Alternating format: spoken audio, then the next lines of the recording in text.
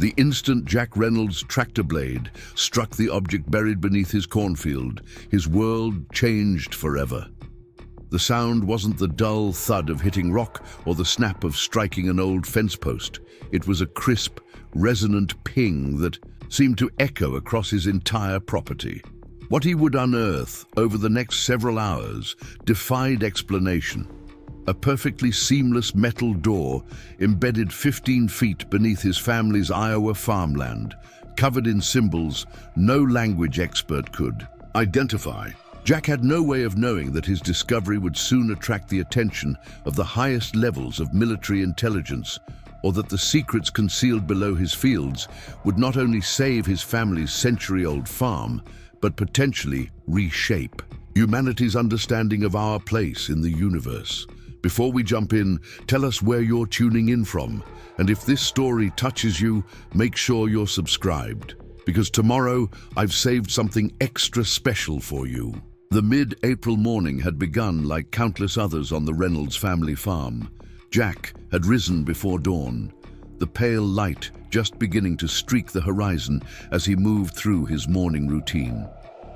A quick shower to wash away the remnants of sleep, coffee strong enough to stand a spoon in, and a hearty breakfast of eggs and bacon that would fuel him through the morning's work. 15 years of running the farm solo had distilled his mornings to their essential elements. No wasted motion or time. A necessity when you're responsible for 80 acres of prime Iowa farmland with no help beyond occasional seasonal workers. As he stepped out onto the worn wooden porch, coffee mug in hand, Jack took a moment to survey his land. The fields stretched before him, rich black soil freshly exposed from yesterday's plowing, waiting for this season's corn seed. Third-generation farmhouse behind him, weathered but solid, equipment shed to the right, housing his John Deere tractor and the various implements the changing seasons required. Beyond that, the old red barn where his grandfather had kept dairy. Cows, now mostly used for storage and occasional repairs. Everything exactly as it had been for decades, for generations, except for the mounting pile of bills on his kitchen table and the foreclosure notice from Heartland Regional Bank crumpled in his truck's glove box. "One day at a time," Jack muttered. To himself, the phrase a mantra of sorts these past few difficult years. He drained the last of his coffee and set the mug on the porch railing. A small act of optimism that he'd be back for it later. The John Deere 8R tractor was the newest piece of equipment on the farm, financed 3 years ago when crop prices had promised better returns than the market eventually delivered. Its cab offered climate control and a radio, small comforts that made the long hours more bearable. Jack had finished plowing the South 40 yesterday, and today's goal was to complete the northern section, which bordered Whitaker Creek, named for the family that had once farmed the adjacent property before Midwest Agricultural Enterprises had added it to their growing portfolio of former family farms. The tractor rumbled to life, its diesel engine a familiar, reassuring sound in the quiet morning. Jack eased it out of the equipment shed and toward the north field, mentally plotting his route to maximize efficiency. The soil conditions were perfect after last week's light rain. Not too wet, not too dry. If he could finish plowing today, he'd be ready to start planting by the weekend, right on schedule, despite the financial pressures threatening to derail everything. For the first hour, the work proceeded smoothly. Jack guided the tractor in methodical rows across the field, the plow turning over rich, dark earth that had nourished Reynolds' crops since his great-grandfather William first broke ground here. In 1898, the repetitive nature of the task allowed his mind to wander, calculating seed costs and projected yields, wondering if this would be the year prices recovered enough to get ahead of his mounting debt. His daughter Claire's tuition payment for her final year at Iowa State was due in August, and he'd promised himself he wouldn't let her know how close to the edge the farm's finances had come. The impact, when it came, jolted Jack forward against his seatbelt.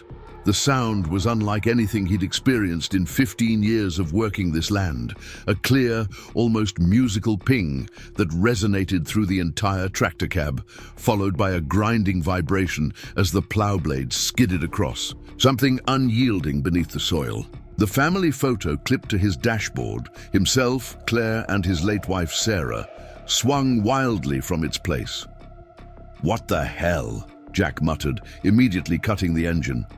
In the sudden silence, he could hear meadowlarks calling from the fence line and the distant rumble of a truck on the county road. Normal sounds that suddenly seemed out of place after that unusual metallic resonance. Farmers develop an instinctive knowledge of their land, every dip and rise, the composition of soil in different sections, where rocks tend to surface after winter frosts push them upward. Jack knew every inch of this field, had walked it countless times behind his father and grandfather before taking over the operation himself. There shouldn't be anything metal buried here. Certainly nothing large enough to stop a plow designed to handle substantial obstacles. Climbing down from the tractor cab, Jack's work boots sank slightly into the freshly turned earth. The morning dew had burned off, and the spring sun was beginning to assert itself, promising a warm day ahead. Moving to the rear of the tractor, he examined the plow attachment, expecting to find damage from whatever underground object he'd struck. The equipment appeared intact, but the newly exposed soil behind it revealed something that made Jack forget all about potential repair costs. Partially visible in the furrow was a smooth, reflective surface, unlike any rock or natural formation he'd ever encountered. Kneeling down, Jack brushed away loose soil with his hands, revealing more of the anomaly. It was unmistakably metal, with a slight bluish-silver sheen that didn't match any farm implement or machinery part he'd ever seen. The surface was perfectly smooth, without a hint of rust or corrosion, despite being buried in the damp earth. Jack continued clearing dirt away, his curiosity mounting as the object's dimensions expanded beyond what might be explained as a piece of abandoned equipment or forgotten farm detritus. After 20 minutes of digging with his hands and a small folding shovel from the tractor's tool compartment, he had exposed enough to know he was dealing with something significant, a flat metal panel, at least 4 feet across from what he could uncover, extending deeper into the unplowed section of field. Standing up to survey his discovery from a better angle, Jack noticed something he'd missed before. The contour of his field, which he'd always assumed was natural topography, showed a subtle rectangular depression approximately 20 feet long and 15 feet wide. The slight dip was barely noticeable even to someone who knew the land intimately, but now, with the metal surface partially exposed, it seemed obvious. There was a large, purposefully buried structure beneath his cornfield. Jack's mind raced with possibilities. Old military equipment, perhaps. His grandfather Robert had served in World War II, and stories circulated among local farmers about surplus machinery being sold off or sometimes abandoned after the war effort. But this didn't look like any military hardware from the 1940s. The metal was too pristine, too seamless in its construction. Running his calloused hand across the exposed section, Jack felt something else. Subtle indentations along what appeared to be the edge of the panel. Clearing more soil revealed what could only be described as symbols or characters, precisely etched into the metal's surface. Preparing and narrating this story took us a lot of time, so if you are enjoying it, subscribe to our channel. It means a lot to us. Now back to the story. They weren't English letters or numbers, nor any language Jack recognized from his limited international experience. The markings were arranged in sequences, almost like sentences, running along what he now suspected was the perimeter of some kind of door or hatch.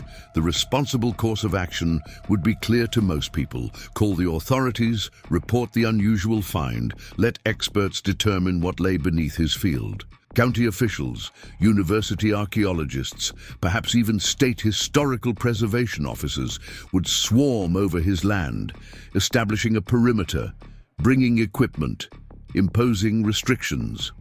Jack thought about the foreclosure notice, about Blair's tuition, about the 3 generations of Reynolds farmers who had worked this land before him. He thought about how Midwest Agricultural's land acquisition specialist Tom Whitaker had mentioned just last week that their offer to buy him out wouldn't remain on the table indefinitely as they completed their regional development strategy. The last thing Jack needed was complications that would restrict his ability to work his fields during the critical planting season. "I need to think this through," he said aloud, though there was no one to hear him. After covering the exposed metal with loose soil and marking the location with an inconspicuous irrigation flag, Jack returned to his tractor.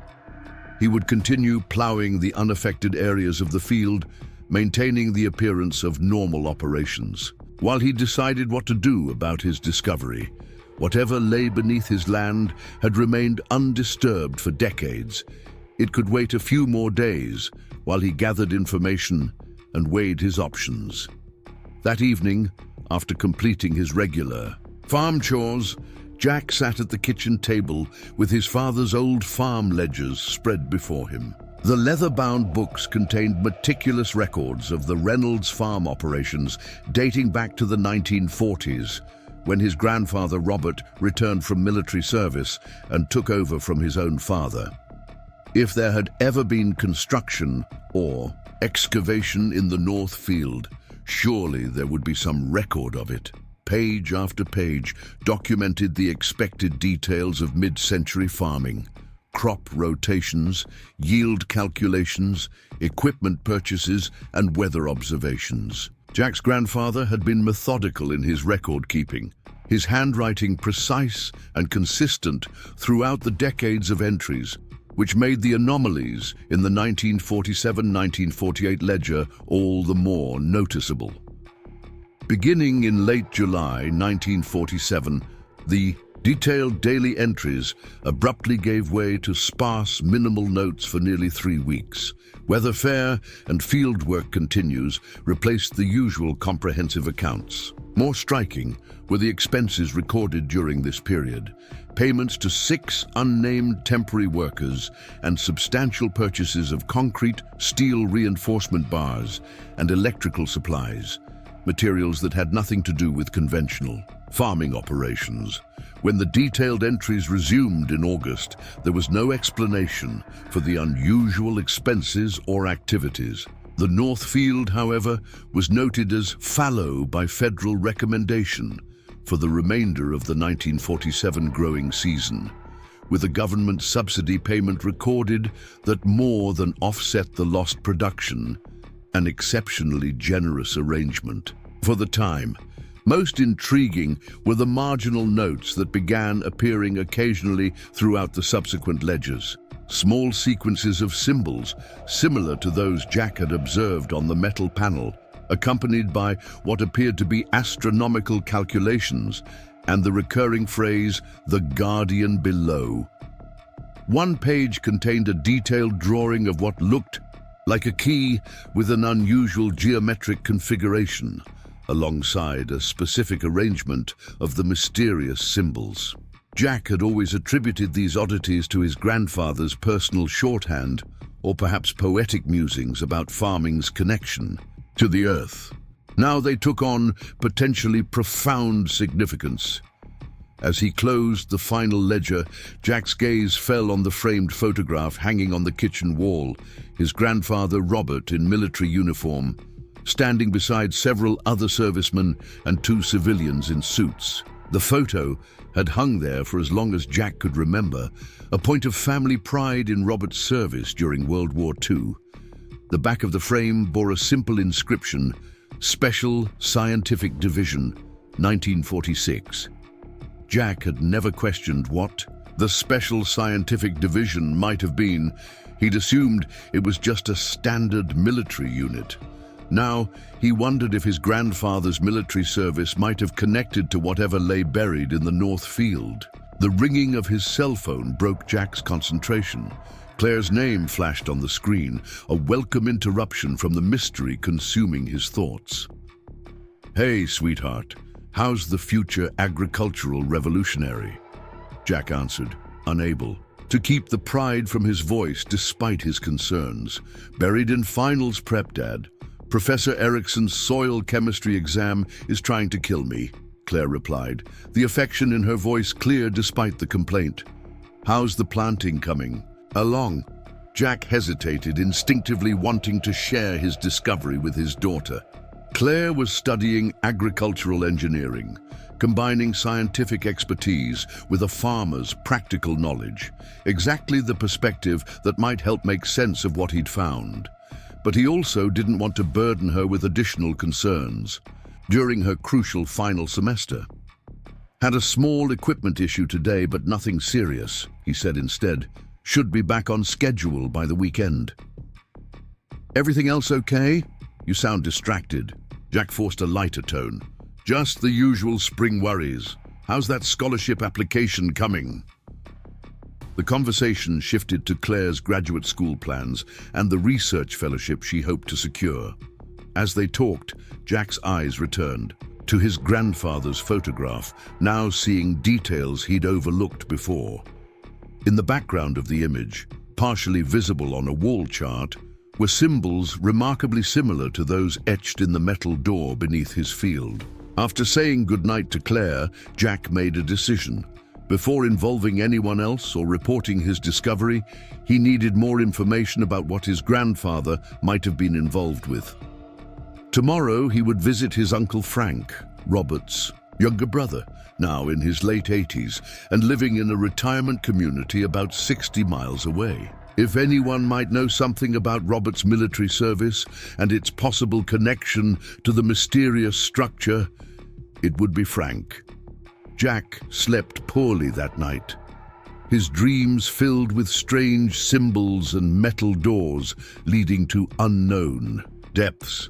He woke before his alarm, the first grey light of dawn barely visible through his bedroom window. After a quick breakfast, he completed the essential morning chores. Livestock needed feeding regardless of buried mysteries. Then took a detour to the north field before heading out to visit his uncle.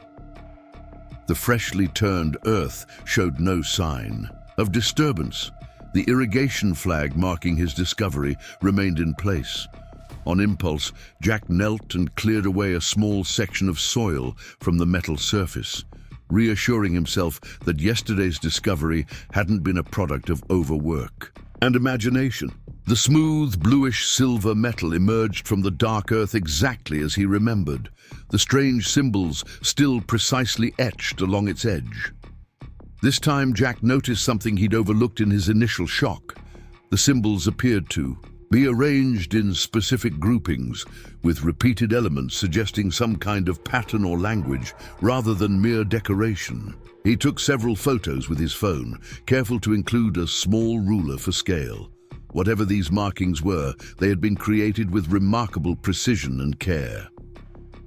Covering the exposed section again, Jack returned to his truck and began the drive to Cedar Rapids, where Uncle Frank had moved after his wife's passing 5 years ago. The retirement community, Riverside Gardens, was a pleasant complex of small cottages set around shared community spaces, a comfortable place for the independent elderly. Frank Reynolds had always been the family storyteller, the keeper of Reynolds, history and lore. 15 years younger than Robert, he had idolized his older brother, collecting and preserving family photographs, letters, and mementos that others might have discarded. While Frank hadn't served in the military himself, a childhood case of polio had left him with a permanent limp, he had followed war news avidly and remained deeply interested in his brother's service. Jack found his uncle sitting on a small patio outside his cottage, enjoying the spring sunshine with a book open on his lap. At 87, Frank remained remarkably sharp, his mind far more agile than his increasingly frail body. "Well, this is a pleasant surprise," Frank said as Jack approached, setting aside his book. "Shouldn't you be planting corn instead of visiting old men?" Jack smiled, leaning down to embrace his uncle gently. "Thought I'd take a break from arguing with the tractor. How have you been, Uncle Frank?" They exchanged pleasantries for a while, catching up on family news. Jack shared updates about Claire's studies, and Frank spoke about his great-grandchildren's recent visit. It was only after they had moved inside for coffee that Jack carefully steered the conversation toward his real purpose. "I've been going through Grandpa Robert's old farm ledgers," Jack began casually. "There are some interesting notes from right after he came back from the war. Did he ever talk much about his military service with you?" Frank's hand paused imperceptibly as he lifted his coffee cup, a momentary hesitation that wouldn't have been noticeable to someone who didn't know him well. What brought this on? Bit of random curiosity. "Just trying to understand some of his notes," Jack replied, keeping his tone conversational. "He mentions something called the Guardian Below several times, and there are some unusual expenses. In the summer of 1947.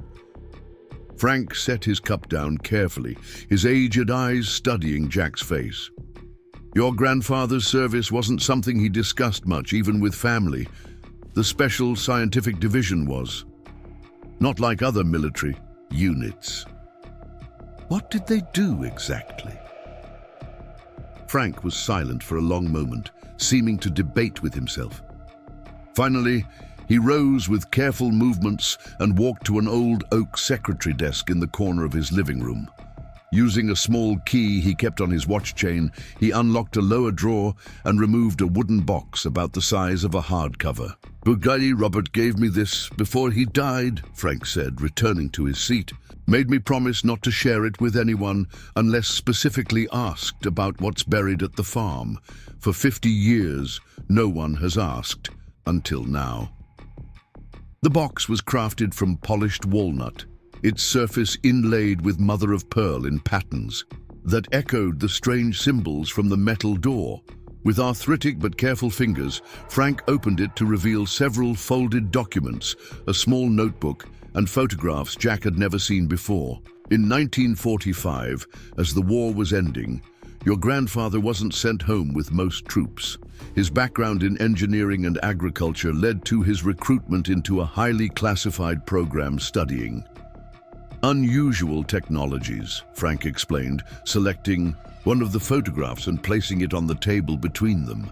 The black and white image showed Robert Reynolds standing beside several military officers and scientists in civilian clothes, all surrounding what appeared to be a partially disassembled craft of some kind. Not a conventional aircraft, but something with a smooth, curved design unlike any vehicle of the era. The official story is that a weather balloon crashed near Roswell, New Mexico in 1947, Frank continued, his voice lowered despite them being alone. The truth is considerably more complex. Something came down, yes, but not in Roswell, and certainly not a weather balloon. The real crash site was intentionally obscured, fragmented across multiple locations to prevent anyone from understanding the full picture. Jack struggled to process what his uncle was suggesting. "Are you saying—" "I'm saying your grandfather was part of a team tasked with studying materials and occupants, recovered from a craft not manufactured by any nation on Earth," Frank interrupted, his expression deadly serious. "Most of the physical evidence was transported to secure military facilities, but certain technologies were deemed too sensitive for centralized storage. The decision was made to hide components in multiple locations, disguised and protected by individuals who could be trusted implicitly." Frank handed Jack the small notebook from the box. Opening it, Jack found pages of technical diagrams, cross-sections of what appeared to be the structure beneath his field, detailed notes on material compositions unlike any conventional alloys, and more of the strange symbols, carefully transcribed with proposed translations alongside. Robert was given charge of what they called a repository, Frank explained, a secure storage facility for specific technological components and documentation that needed to remain separate from the main research program. He chose to build it beneath our family farm, believing it would attract less attention than government facilities that were already under observation by foreign intelligence. "So, what exactly is down there?" Jack asked, his voice barely above. A whisper. Frank shook his head slowly. "Robert never told me specifically. Compartmentalization was essential to their security protocols. I know it contains information and possibly components related to advanced propulsion systems. He described it once as technology that could either power civilization for centuries or destroy it in minutes, depending on how it's used." From the wooden box, Frank extracted one final item, an object that made Jack's breath catch. It was a key, but unlike any conventional key he'd ever seen. Crafted from the same bluish-silver metal as the door in his field, it featured geometrically complex projections and indentations that matched the drawing in his grandfather's ledger. "This opens the repository," Frank said, placing it in Jack's palm. Robert believed that someday it would need to be accessed, either because humanity had advanced enough to safely use what's stored there, or because we faced a crisis that demanded its revelation. He left the decision of when to that future generation, to someone who would discover the door on their own when the time was right. The weight of the key in Jack's hand seemed far greater than its physical mass. "Why are you telling me this? Now, why give me this?" Frank's aged face took on an expression of deep concern. "Because you're not the only one looking, Jack. Over the years, there have been others, people who remembered fragments of the program, who tracked down connections to the team members.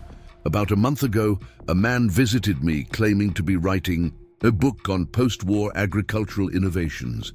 His questions were too specific, too focused on Robert and the summer of 1947. What did you tell him?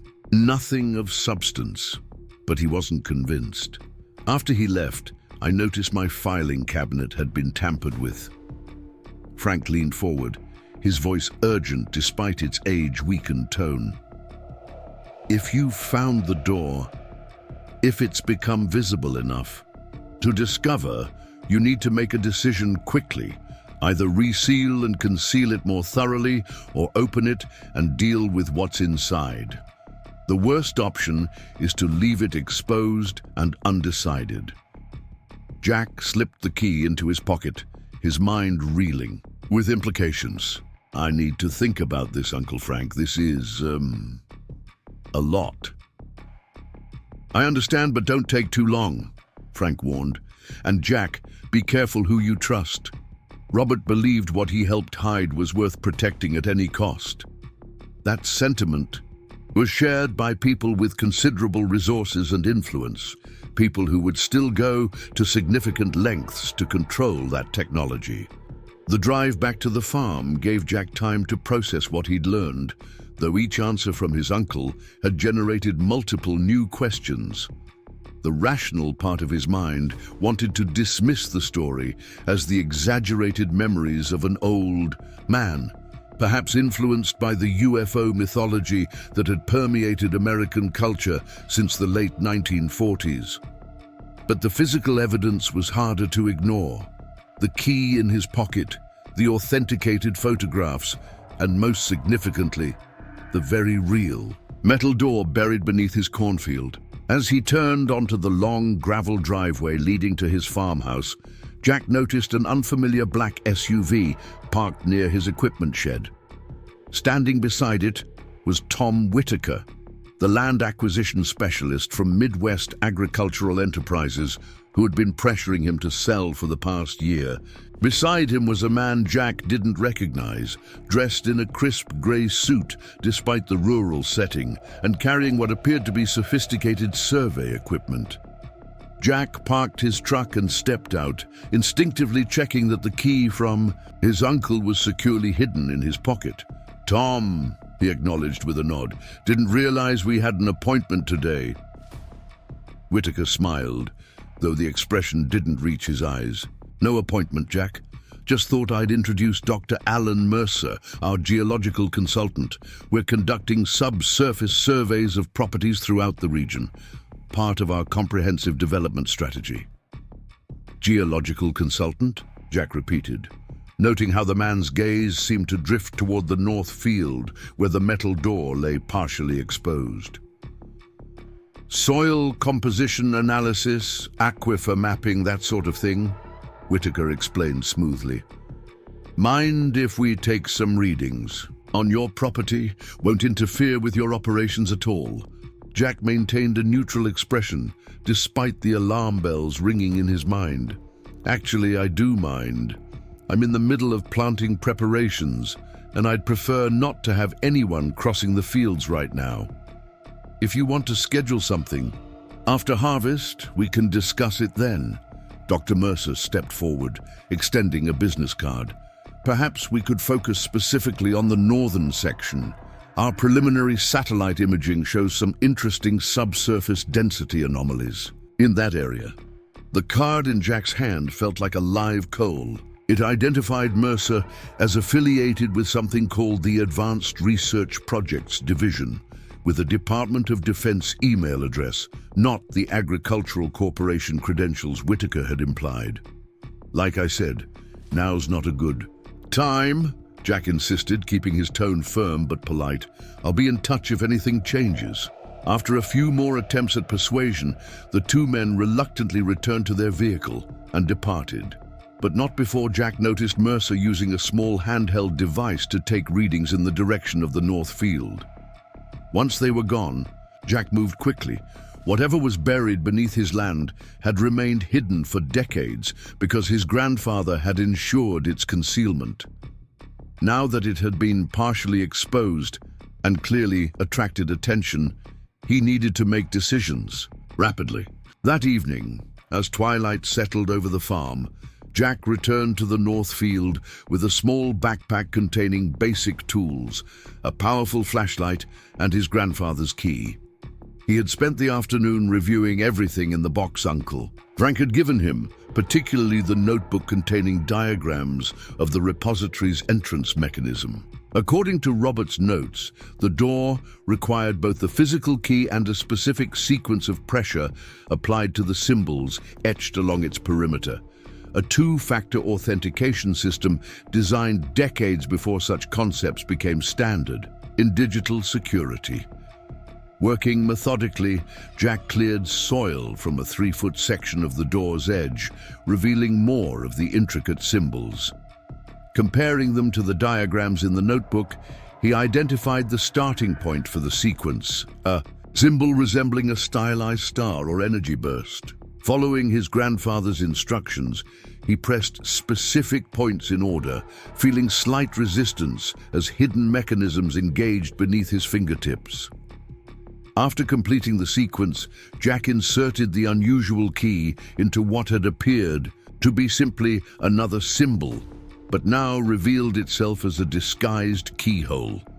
The key slid in smoothly, as if the mechanism had been maintained rather than abandoned for 70 years.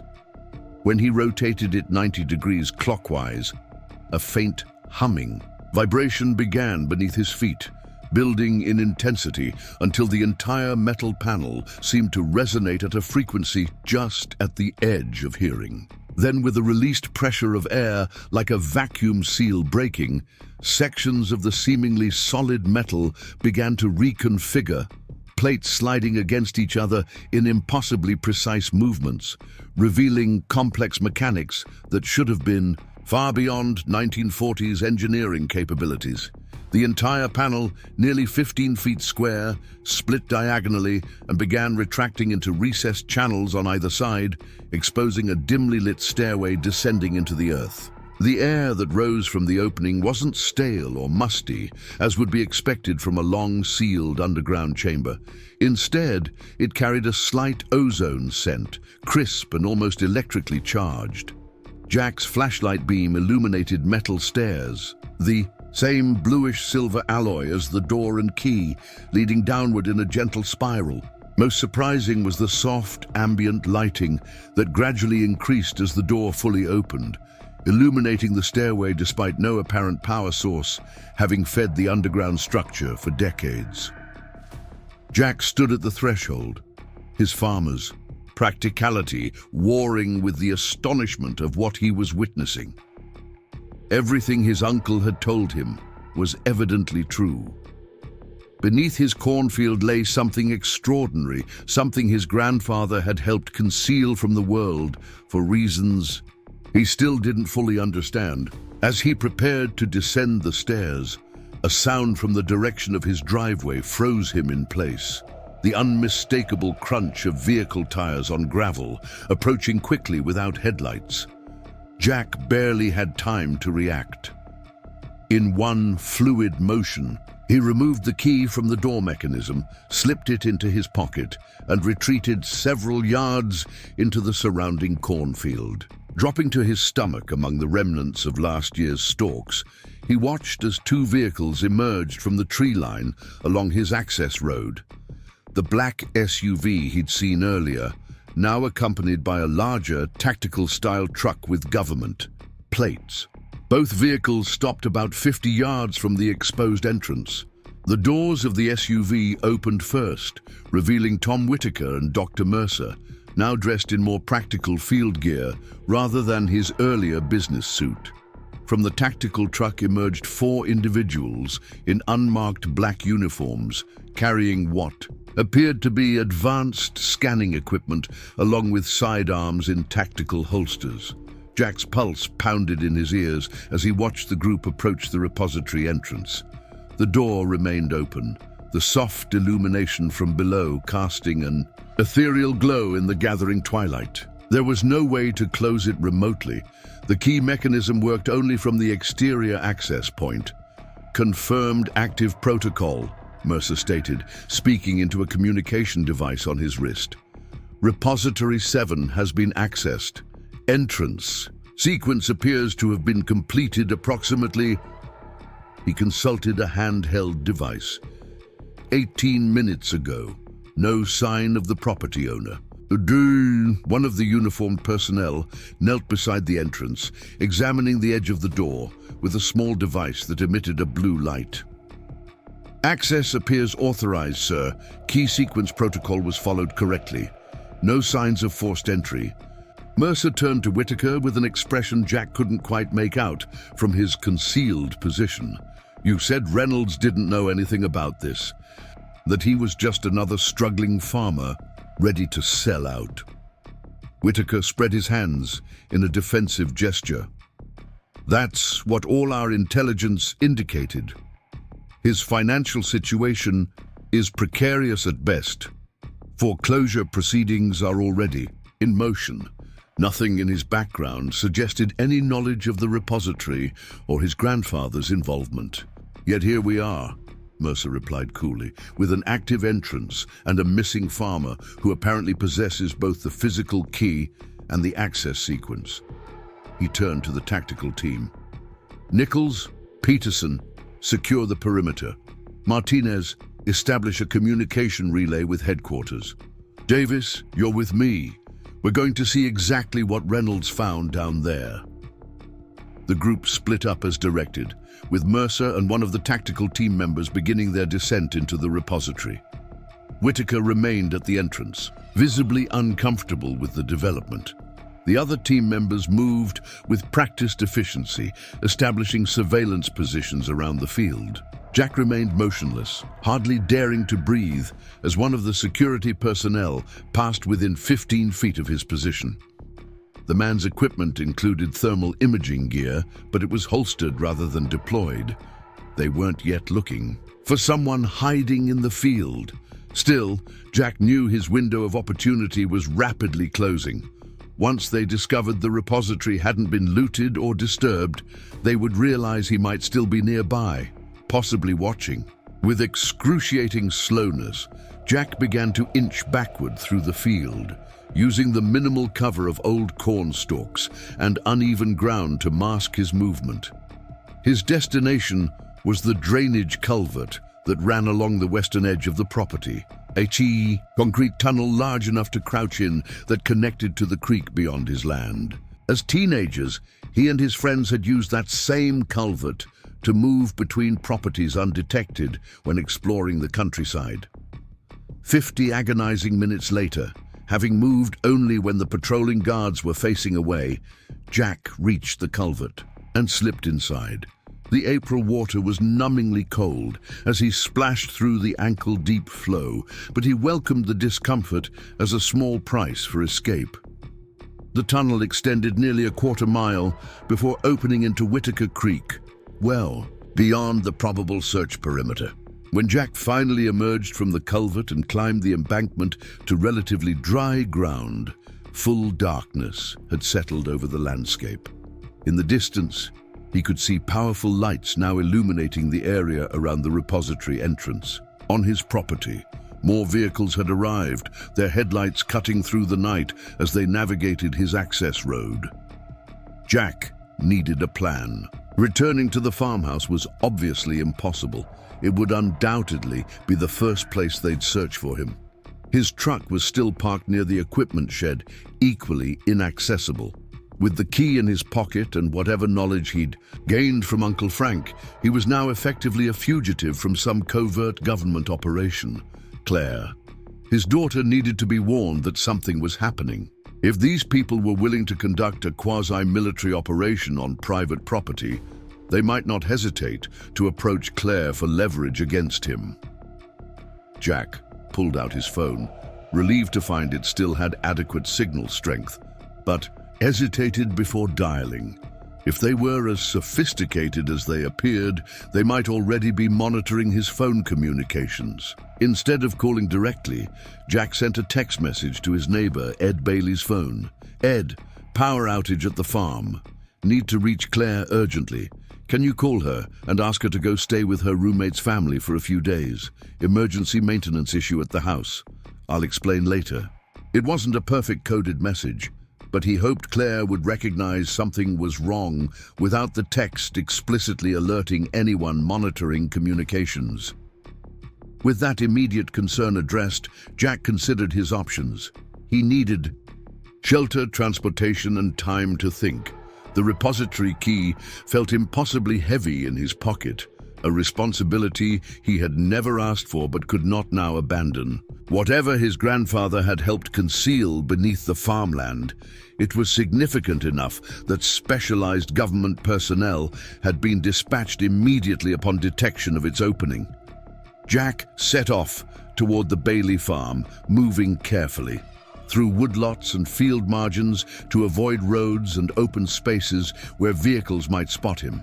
Ed Bailey had been his father's closest friend, and though in his 70s now, the old farmer remained sharp and fiercely independent. More importantly, Ed had never trusted government authorities, a skepticism born from his Vietnam War experience and reinforced by decades of watching family farms succumb to corporate and regulatory pressures. It took nearly 2 hours of careful cross-country movement before Jack spotted the warm yellow windows of the Bailey farmhouse. Approaching cautiously, he circled the property to ensure no unfamiliar vehicles were present before making his way to the back door. He knocked softly, the pattern distinctive. 3 quick taps followed by 2 slower ones, a childhood signal he and Ed's son had used that the older man would still recognize.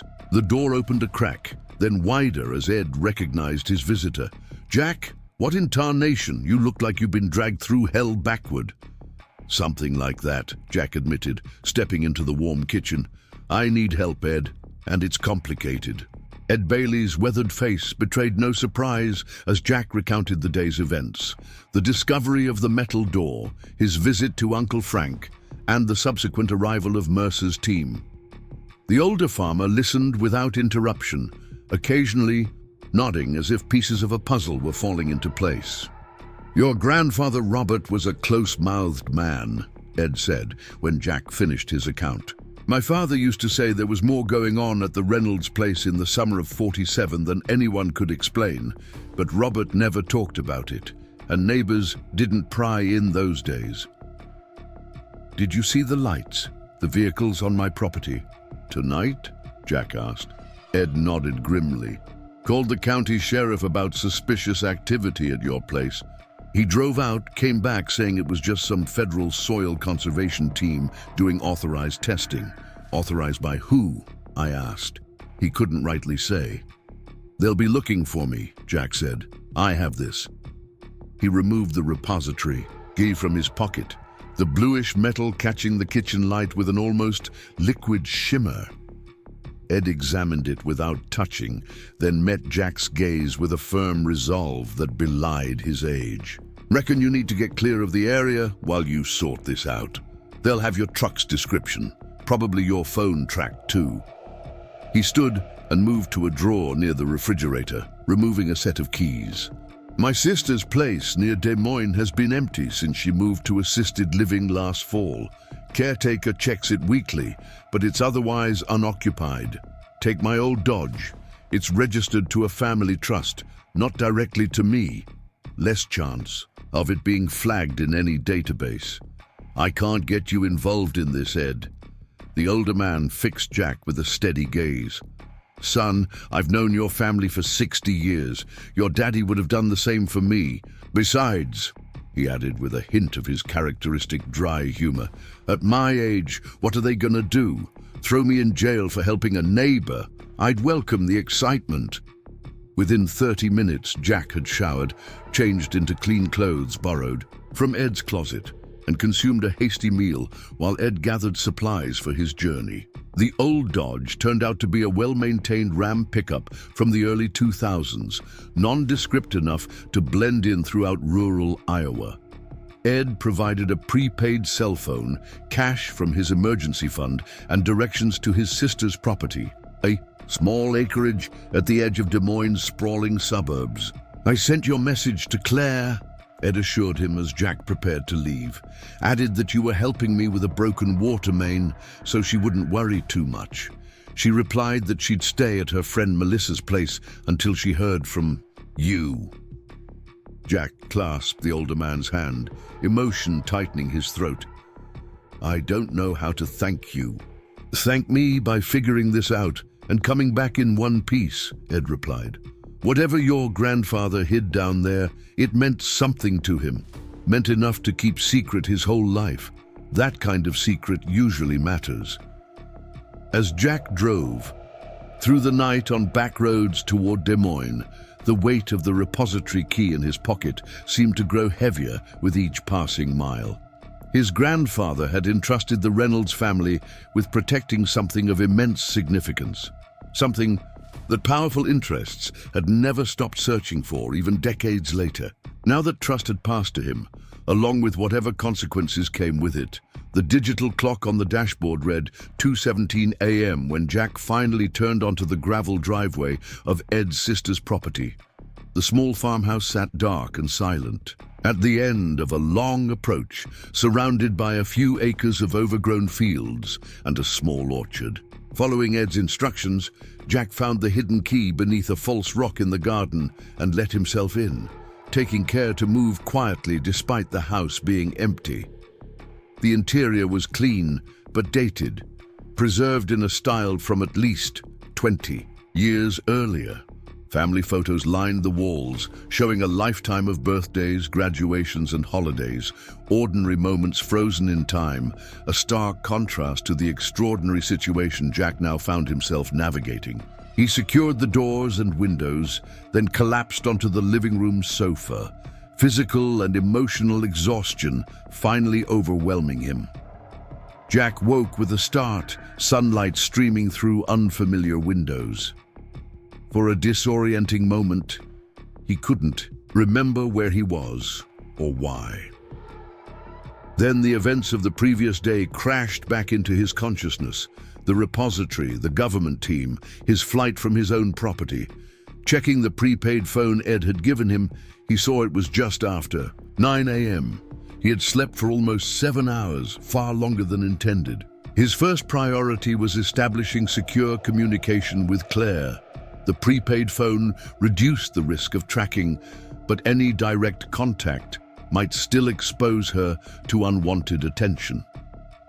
After careful consideration, Jack composed an email from a newly created anonymous account, sending it to a gaming forum Claire had maintained since high school, a communication channel that would seem unrelated to her father. The message was simple, but would be unmistakable to his daughter. Lighthouse needs maintenance. Stay on the peninsula until the storm passes. The caretaker will send updates when safe.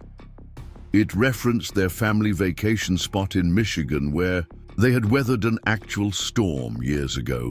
Claire would understand he was telling her to stay away from home and the farm until further notice.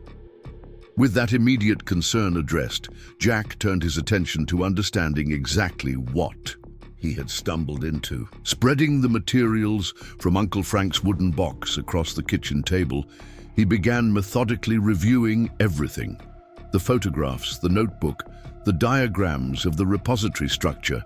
What emerged was a picture both clearer and more disturbing than he had initially grasped. His grandfather's notes detailed not just the construction of the repository, but hints of its contents, references to non-conventional energy systems, molecular reconfiguration principles, and gravitational manipulation protocols. The technical language suggested technologies far beyond what should have existed in the late 1940s, described in terms that still seemed advanced even by current standards. Most revealing was a personal letter his grandfather had written but apparently never sent, addressed simply to "my descendants." In careful handwriting, Robert Reynolds had explained his involvement with the recovery operation and the subsequent decision to separate and hide critical components of the discovered technology. "What we found was not meant for our time," Robert had written. "The potential applications are beyond our ethical framework to properly manage. Those who see only military applications would unleash forces they cannot control. Those who see only profit would create dependencies that enslave rather than liberate. I and several colleagues have chosen to remove certain critical elements from the central research program, hiding them where they will remain safe until humanity has developed the wisdom to use them responsibly." The letter continued with a stark warning. "If you are reading this, you have discovered the repository and must now make the same choice I faced. The technology within could power civilization without pollution for centuries, or create weapons that would make atomic bombs. Seem like firecrackers. It could end scarcity or create unprecedented inequality. The responsibility is immense, and there are those who have never stopped searching for what we concealed." Jack sat back, the full weight of his situation sinking in.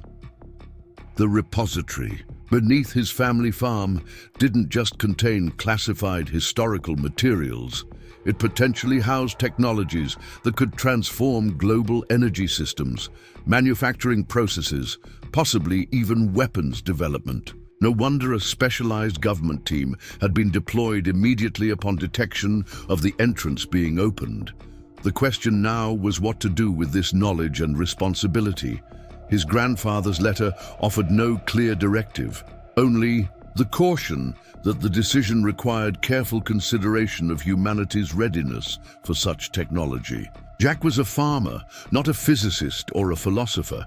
How was he supposed to make judgments with such potentially world-altering implications? As morning stretched into afternoon, Jack formulated a plan. He couldn't handle this alone, but expanding the circle of knowledge required extreme caution. He needed someone with technical expertise who could evaluate the repository's contents objectively, someone he trusted implicitly, and someone with no obvious connection to him that would draw immediate attention from those searching for him. The answer came while reviewing an older family photograph in the collection, a college graduation image showing Claire standing between Jack and her academic advisor, Dr. Eleanor Winters. Dr. Winters had become something of a mentor to Claire, and by extension, a family friend. More importantly, before focusing on agricultural engineering, she had worked for NASA's Propulsion Research Division. If anyone could evaluate advanced technology objectively, it would be Eleanor. Contacting her would be risky, but Jack had few alternatives. Using the prepaid phone, he called the university department from a number that wouldn't be associated with him. After navigating the administrative gatekeeping, he finally reached Eleanor's office. "Dr. Winters speaking," came the crisp, professional voice he remembered. "Eleanor, it's Jack Reynolds," he said quietly. "Please don't say my name or acknowledge who I am. I need your help with something unusual that relates to your previous work at NASA. It's urgent and confidential." A brief pause followed before Eleanor responded carefully. "I understand. I have a conference call in 5 minutes, but could meet to discuss that research project tomorrow at the coffee shop on Olmsted, say around 10 a.m. "Perfect, thank you." Jack ended the call, relieved that she had caught on quickly, and suggested a neutral meeting location away from campus where they would be less likely to draw attention. The remainder of the day passed with agonizing slowness. Jack alternated between studying his grandfather's materials and monitoring news channels for any reports related to his farm. Local stations mentioned only a vague federal research project conducting soil testing in the area, with residents advised to avoid specific sections of county roads for the next several days. The explanation was plausible enough to avoid raising public concern, but transparent to Jack. They were establishing a perimeter around his property while they examined the repository. That evening, Jack received an encrypted message through the gaming forum, Claire acknowledging his warning and confirming she was staying with her roommate's family in Chicago for the upcoming weekend. She had told the university she had a family emergency, which was true enough in its way. The message included a question about whether she should bring the lighthouse logbooks when she returned, their code for asking if she should contact authorities. Jack replied in the negative, relieved that Claire was safely away from potential entanglements. Sleep came fitfully that night, Jack's dreams filled with strange symbols and underground chambers glowing with unearthly light. He woke before dawn, the repository key on the bedside table seeming to watch him with its intricate geometric patterns. By 9 a.m., he was already at the designated coffee shop, selecting a table with good sightlines to all entrances and minimal exposure to street-facing windows. Dr. Eleanor Winters arrived precisely at 10, her professional demeanor and academic appearance making her seem like any other university professor starting her day. She ordered a coffee before casually taking the seat across from Jack, her expression neutral, but her eyes sharp with curiosity and concern. "You look different with the cap and glasses," she observed quietly. Claire mentioned a family emergency. "I'm guessing it's more complicated than that." Jack nodded slightly. "Thank you for coming. What I'm about to tell you will sound impossible, but I need you to hear me out completely before responding." Over the next 20 minutes, Jack outlined the discovery of the repository, his grandfather's involvement with the recovered technology, and the current situation with government personnel occupying his farm. He kept his voice low, pausing whenever other customers approached nearby tables, and avoided specific terms that might attract attention from casual eavesdroppers. Eleanor listened without interruption, her expression shifting from skepticism to intense focus as Jack produced several of the technical diagrams from his grandfather's notebook. As a final piece of evidence, he briefly showed her the repository key, keeping it beneath the table and returning it quickly to his pocket. "If this is authentic," she finally said, her voice barely above a whisper, "it represents an extraordinary historical discovery at minimum. The technological implications could be..." She trailed off, clearly processing the potential ramifications. "I need someone who can understand what's actually in there," Jack explained. "Someone who can help me decide what should happen to it. My grandfather believed it needed to stay hidden until humanity was ready. I don't know if we're ready now, but the decision has been forced by my accidental discovery." Eleanor took a slow sip of her coffee, her scientific mind visibly working through the problem. The people who responded so quickly to the repository opening, they must have been monitoring for exactly this eventuality. The question is whether they represent the same interests your grandfather was concerned about, or if governmental approaches to such technology have evolved over the decades. How would we determine that? "We need more information about who's actually leading this operation," Eleanor replied. "The official story about soil testing is obviously cover, but which agency is really in charge would tell us a lot about their intentions for the technology." Jack leaned forward slightly. "Can you help me?" Eleanor met his gaze directly. "I still have contacts at NASA and in the energy research sector. I can make some discreet inquiries about unusual operational activities in the region without mentioning specifics. More importantly, I can evaluate the technical documentation you have to better understand what might be contained in the repository." "It's dangerous to get involved," Jack cautioned. "These people have resources and authority I can't begin to counter." A small smile touched Eleanor's lips.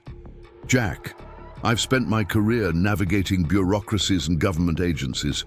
Sometimes the best place to hide is in plain sight, using official channels in unexpected ways." She opened her laptop and turned it toward him. "I'm currently leading a legitimate research initiative on sustainable agricultural technologies. I can create a documentation trail showing you've been consulting on this project for months, a paper shield that would at least complicate any attempts to paint you as simply a fugitive farmer." For the first time since discovering the repository door, Jack felt a glimmer of hope, not just for his immediate situation, but for handling the responsibility his grandfather had unknowingly passed to him. With Eleanor's scientific expertise and institutional knowledge, they might navigate this impossible situation without either surrendering the technology to potentially dangerous interests or becoming permanent fugitives. As they parted ways, outside the coffee shop, Eleanor with his grandfather's notebook secured in her briefcase, and Jack with a newly created research consultant identification, their unlikely partnership had begun. Whatever secrets lay within the repository beneath Reynolds' farm, they would face the implications together. A farmer and a scientist united by circumstance and an inherited duty to ensure that whatever remarkable technology had been hidden, they would serve humanity's best interests rather than its worst impulses. Jack watched Eleanor walk toward the university campus, then turned and headed in the opposite direction, the repository key secure in his pocket.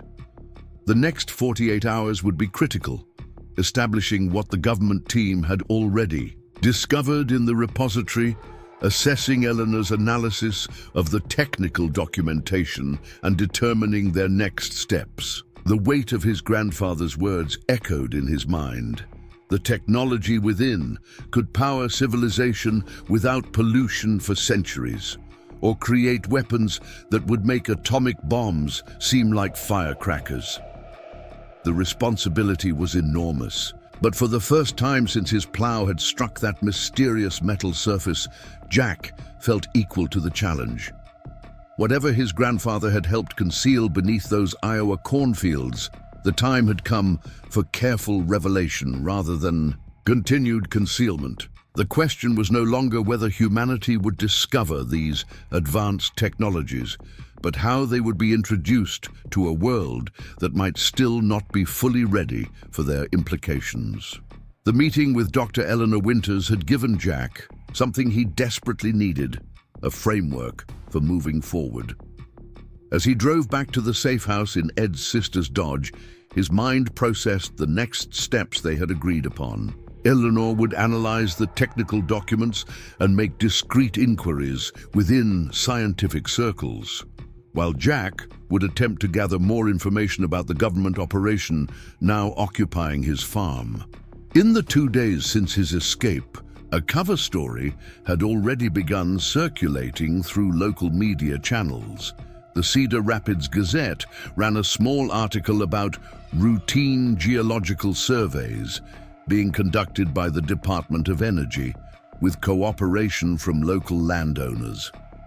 The article mentioned nothing about military personnel or a farmer on the run. Either the authorities were keeping his disappearance quiet, or they had manufactured a plausible explanation for his absence. Jack parked the truck behind the house, out of sight from the main road.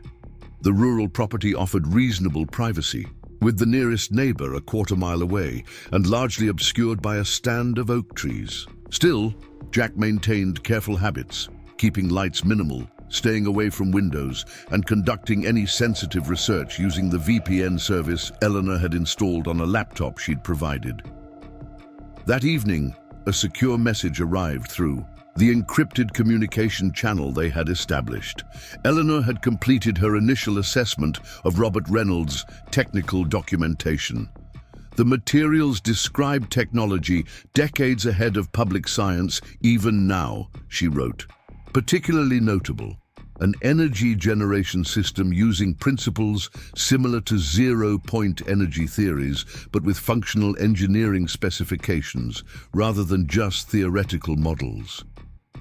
If authentic, this represents a paradigm shift in power generation, unlimited clean energy with minimal infrastructure requirements. No wonder your grandfather believed it needed protection. The military applications alone would destabilize global power structures. I've created digital models based on the specifications. They're theoretically sound, which is remarkable considering when these were documented. Jack's hands trembled slightly as he typed his response. Can you determine what specific components might be stored in the repository? Grandfather's letter mentioned critical elements being removed from the main research program. Eleanor's reply came 20 minutes later. Based on the diagrams, I believe the repository contains a functional prototype of the core generation mechanism, essentially the heart of the system that makes it operational. The documents reference something called a resonance array, described as the key component enabling stable energy extraction. Without this array, the technology would be interesting but impossible to replicate fully. The implications were overwhelming. Jack was no scientist, but he understood enough about global energy politics to grasp what such technology would mean. The end of fossil fuel dependency, decentralized power generation, and the disruption of trillion-dollar industries built around conventional energy resources. What would happen if this technology suddenly appeared today? He asked. Eleanor's response was measured but clear. Economic upheaval, certainly. Political resistance from entrenched interests, possibly destabilizing conflicts as nations vie for control. Yet the long-term benefits could be transformative: elimination of energy poverty, drastic reduction in climate impacts, democratization of power generation. The transition would be chaotic, but the destination might be worth the journey if managed carefully. A plan began forming in Jack's mind, not to keep the technology permanently hidden as his grandfather had done, nor to surrender it unconditionally to government agencies whose motivations remained unclear. Instead, something more balanced. Controlled disclosure through multiple channels simultaneously, preventing any single entity from monopolizing the discovery. The next morning, Jack drove to a public library 2 towns away from his hiding place. Using a computer that couldn't be traced to him, he began researching the Department of Energy Geological Survey cover story. Local news provided little substance, but he found more interesting information in specialized publications and contract award notices. A company called Quantum Dynamic Solutions had recently received a substantial emergency contract for specialized recovery operations in central Iowa. The company had no website, minimal public presence, and a corporate registration linking it to a series of holding companies that Jack suspected were government fronts. More revealing was a social media post from a local teenager who had been flying a drone near Whitaker, Greek, adjacent to Jack's property. The teen had complained about his expensive drone suddenly malfunctioning and crashing, precisely the effect one would expect from signal jamming equipment protecting a sensitive site. Before authorities had the post removed, someone had captured screenshots showing unusual vehicles and temporary structures visible at the edge of Reynolds' farm. As Jack compiled this intelligence, his prepaid phone buzzed with a text from an unknown number. "Scholarship committee meeting today. Your application shows promise." The coded message from Eleanor indicated she had made progress and wanted to meet. Jack drove to their predetermined secondary meeting location, a busy public park in Des Moines, where conversation could blend with ambient noise and multiple exits provided security. Eleanor was already there when he arrived, feeding ducks at the pond's edge, a typical middle-aged professor enjoying a spring afternoon. Jack took a seat on the bench beside her, maintaining a casual demeanor while scanning for any signs of surveillance. "I've identified our interested parties," Eleanor said without preamble, continuing to toss breadcrumbs to the gathering ducks. "The operation at your farm involves at least 3 separate agencies: Defense Advanced Research Projects Agency, providing technical oversight, Department of Energy providing the official cover, and a military intelligence unit handling security." My contact at NASA wasn't directly informed, but heard chatter about an historical technology recovery operation that has high-level attention. "Historical technology recovery," Jack repeated. "So they know exactly what they're looking for." Eleanor nodded. "It appears your grandfather's secret wasn't as completely hidden as he believed. Someone maintained institutional knowledge about these repositories, waiting for one to surface. The good news, if you can call it that, is there appears to be genuine debate within the agencies about how to proceed. Some factions advocate for immediate classified development, while others push for a more measured, partially public research program. Meaning they're not united in their approach, Jack observed. Precisely, and that gives us leverage. Eleanor subtly passed him a small USB drive. "I understand federal authorities are looking for me regarding the situation at my farm. I'd like to speak with whoever is in charge." The desk deputy's eyes widened in recognition. Within minutes, Jack found himself in an interview room, waiting, as a flurry of phone calls summoned appropriate personnel. Less than an hour later, the door opened to admit a distinguished older man in civilian clothes, accompanied by Dr. Mercer and 2 uniformed military officers. "Mr. Reynolds," the older man began, "I'm Director Wilson from the Advanced Technology Recovery Division. We've been very concerned about your whereabouts." "I imagine you have been," Jack replied evenly, "especially since I have something you need." He made no move to reveal the repository key, but its presence in his pocket was implicit in his statement. Wilson studied Jack carefully. "You've put yourself in a difficult position, Mr. Reynolds. Interfering with a classified government operation, removing restricted materials from a federal facility, these are serious matters." "That would be a compelling argument," Jack countered, "if the federal facility hadn't been my family's private property for over a century, or if the restricted materials hadn't been entrusted specifically to my grandfather's protection by your own agencies." A flicker of surprise crossed Wilson's face. "You've done your research, as have you, or you wouldn't have responded so quickly to the repository being opened." Jack leaned forward slightly. "Let's be direct, Director Wilson. I know what's in that facility.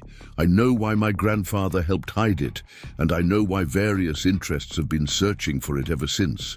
The question isn't what happens to me. It's what happens to technology that could transform global energy systems forever." Wilson dismissed the military officers with a gesture, leaving only himself, Mercer, and Jack in the room. When the door closed, his demeanor shifted subtly. "Your assessment is correct, Mr. Reynolds. The technology your grandfather helped conceal represents a paradigm shift in energy generation. Its implications are considerable." "World-changing," Jack amended. "And that's precisely why I'm here. Not to surrender, but to negotiate." Director Wilson raised an eyebrow. "Negotiate? I want 3 assurances," Jack stated firmly. "First, public acknowledgement of the discovery and commitment to developing its beneficial applications for civilian use. Second, international oversight of the technology to prevent weaponization or monopolization. Third, restoration of my property rights and legal indemnity for any actions related to this situation." Mercer snorted dismissively. "You're hardly in a position to make demands." Jack met his gaze steadily. "On the contrary, the key you need is secured where you won't find it without my cooperation. More importantly, comprehensive documentation of the technology has already been distributed to multiple independent institutions worldwide, with automatic release protocols if anything happens to me or my associates." The room fell silent as Wilson processed this information. Finally, he spoke with measured respect. "Your grandfather would be proud, Mr. Reynolds. You've managed the situation exactly as he might have hoped." He straightened in his chair. "I can't make binding commitments on the spot, but I can tell you that significant portions of the administration already favor a mixed public-private development approach rather than purely classified research."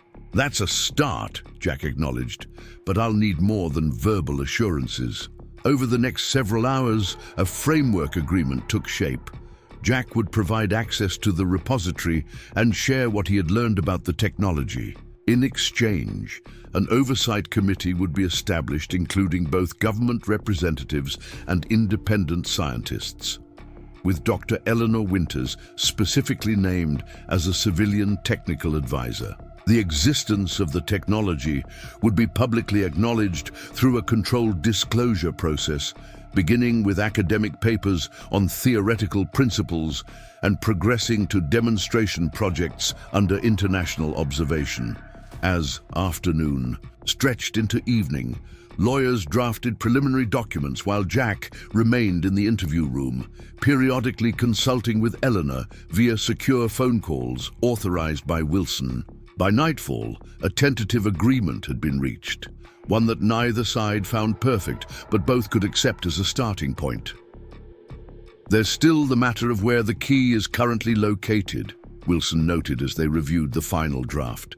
Jack allowed himself a small smile. "It never left my possession." He reached into his pocket and placed the bluish-silver key on the table. "I've put together comprehensive documentation of everything in your grandfather's notes, along with my analysis and verification models. I've also included a proposed disclosure framework, a roadmap for introducing this technology to the world, in stages, minimizing disruption while preventing monopolization." Jack pocketed the drive. "Why help me with this? You're risking your career. Possibly more." Eleanor's expression grew serious. "I've spent my life working within systems I believed would eventually benefit humanity. But I've also seen promising technologies buried in classified programs, their potential benefits delayed by decades because they threatened existing power structures. This is too important for business as usual." She paused, watching a mallard shepherd ducklings across the pond. "Besides, I have personal reasons. My mother died from complications of energy poverty, a preventable tragedy in a world where clean power could be universally available." Their conversation was interrupted by a young couple asking Eleanor to take their photo. Jack used the moment to scan the park again, noticing a man reading a newspaper who seemed unusually still, his attention suspiciously unfocused on the printed page.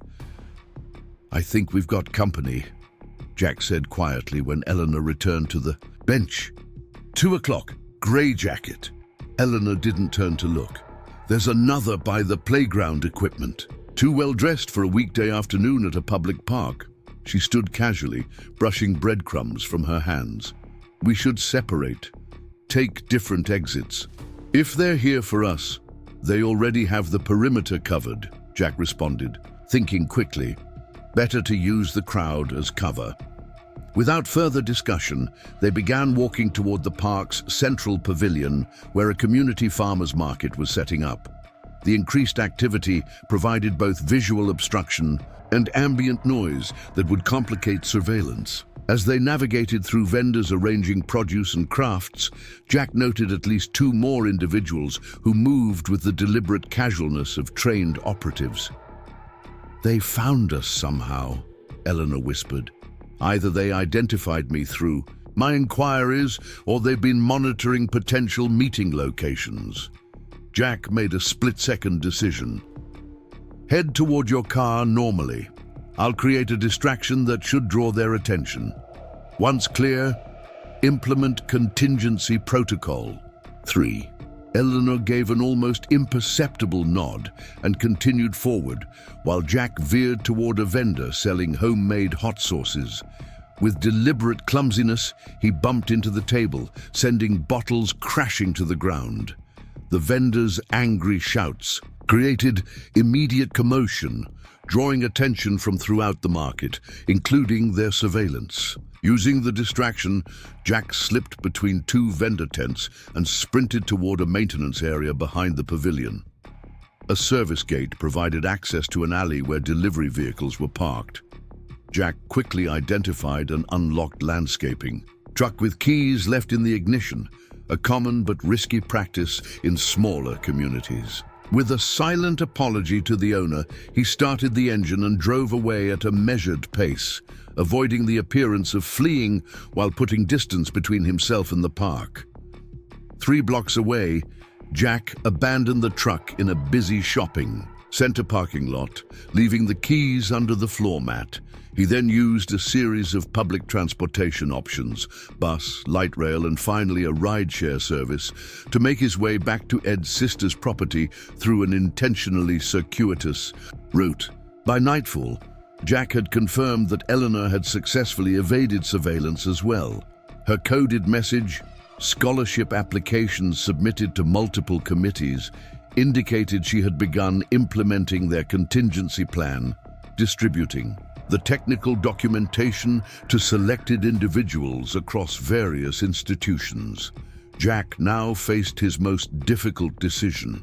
The encounter at the park confirmed that simply hiding was not a sustainable strategy. The authorities would eventually track him down, and the longer he remained a fugitive, the more his actions would be perceived as suspicious or even criminal. Yet surrendering to an unknown government operation risked losing control of technology with world-changing implications. The solution, Jack realized, required leveraging the one advantage he still possessed, the original repository key. Without it, even with access to the underground facility, the government team would be unable to fully activate certain systems, according to his grandfather's notes. The key wasn't just an access tool, it was also a crucial activation component for the technology itself. Jack spent the night reviewing everything he had learned and formulating a plan that balanced multiple imperatives: preserving the technology's beneficial potential, ensuring no single entity could monopolize it, protecting his own freedom and future, and honoring his grandfather's intentions. By dawn, he had made his decision. Using the secure communication channel, Jack sent Eleanor a final message: implementing homecoming protocol. Catalyst distribution confirmed. Her reply came within minutes. Confirmed.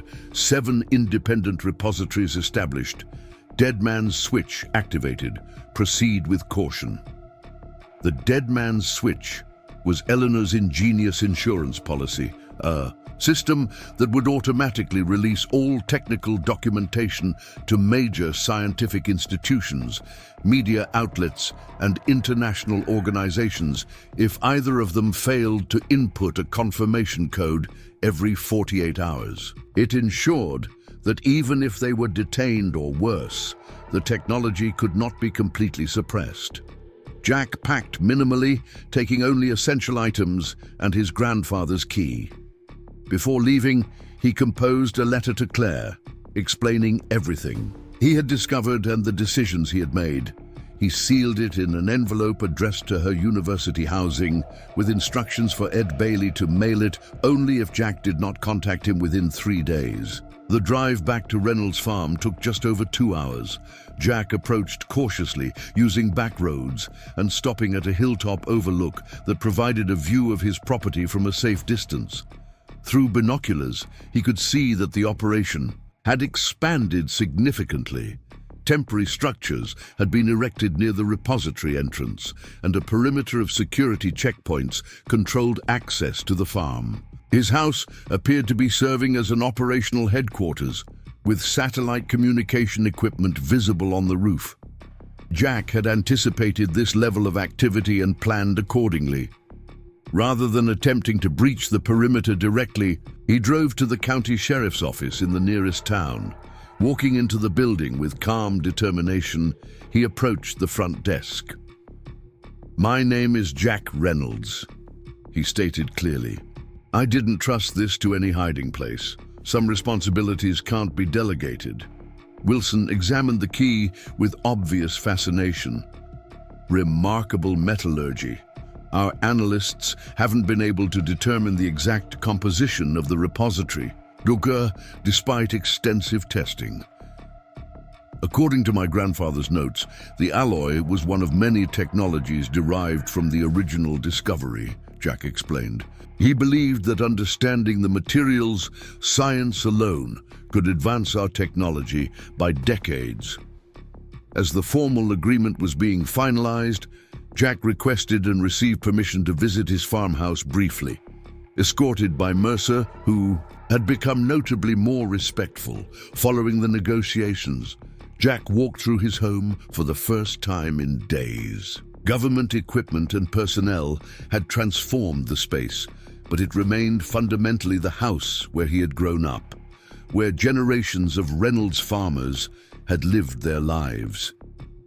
In his bedroom, Jack retrieved a photograph of his grandfather Robert that had always stood on his dresser. Turning it over, he removed the backing to reveal a folded paper that had been hidden there for decades.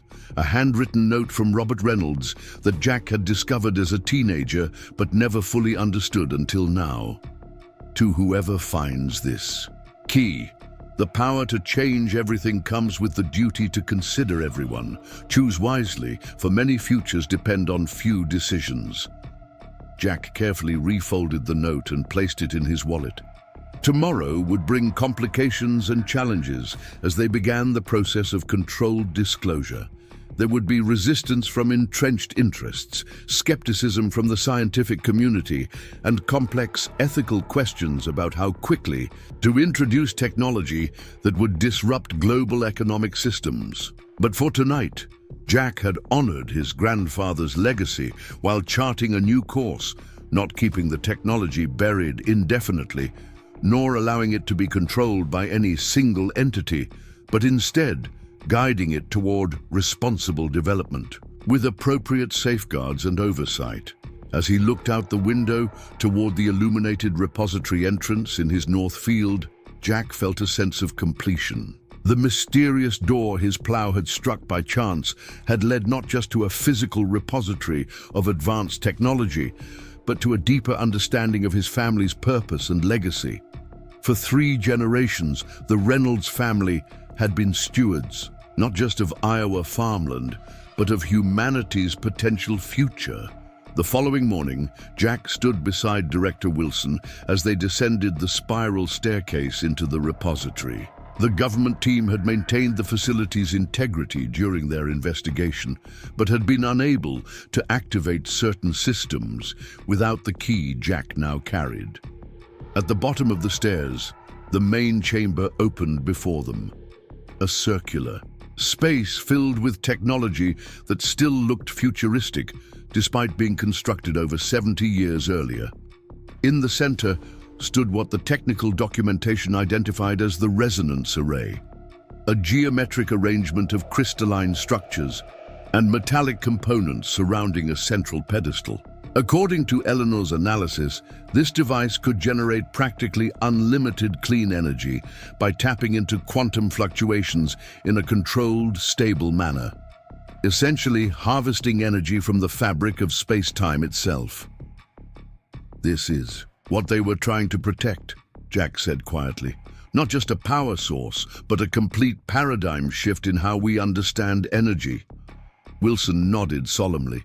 "Your grandfather and his colleagues made an extraordinary choice. They could have used this for personal gain or national advantage, but instead chose to preserve it until humanity could approach it with greater wisdom."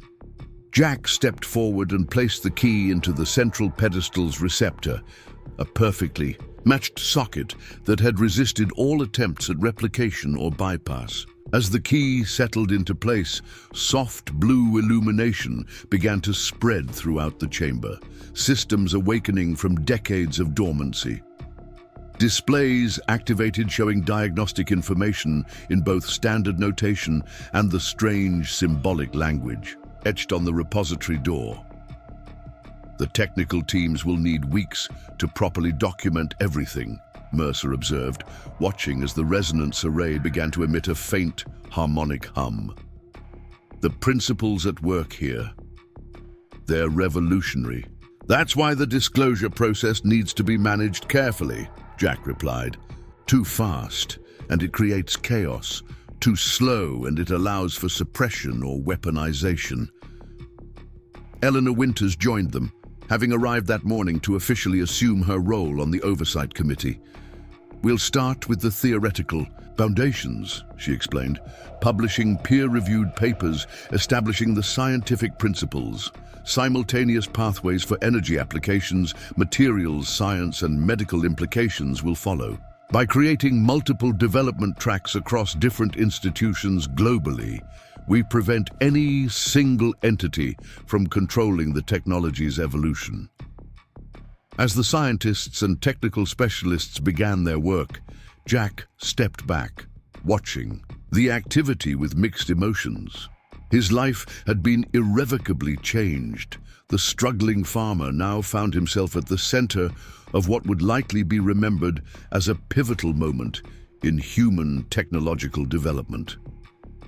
Claire would be arriving tomorrow, having been briefed on the situation and granted security clearance due to her relevant expertise in engineering. Director Wilson approached Jack as he stood observing the operation. "Your family's farm will be fully restored once we've completed the documentation process. We're prepared to compensate you for the disruption as well." Jack shook his head. "The farm was nearly lost anyway. Instead of financial compensation, I'd prefer to establish a research foundation dedicated to developing applications of this technology specifically for small-scale agriculture and rural communities. Too often, technological revolutions benefit urban centers first, leaving rural areas behind." Wilson considered this a reasonable request, and one I believe we can accommodate. The Reynolds Foundation for Rural Technology Innovation has a certain appropriate ring to it. As they finalized these details, Jack reflected on the journey that had begun with a single unexpected sound, the resonant ping of his plow striking a hidden metal door.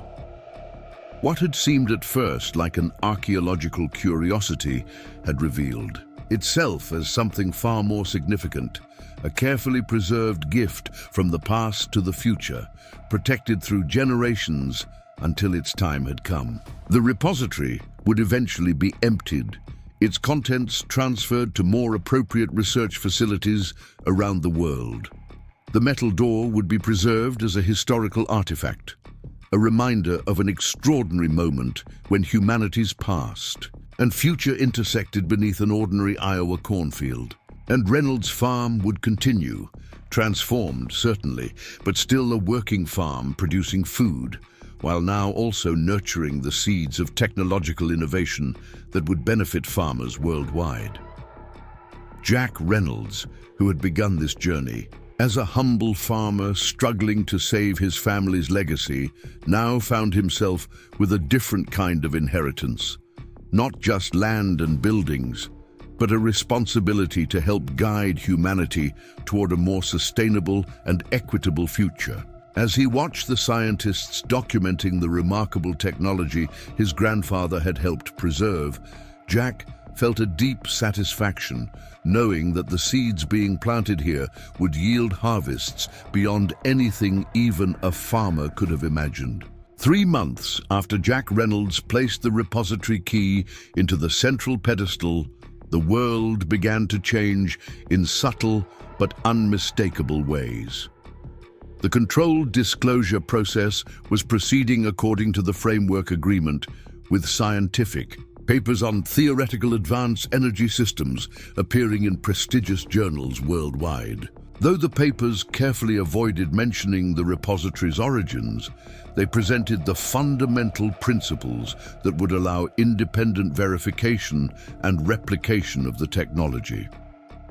Jack sat in what had once been his grandfather's study, now renovated as the administrative office for the Reynolds Foundation for Rural Technology Innovation.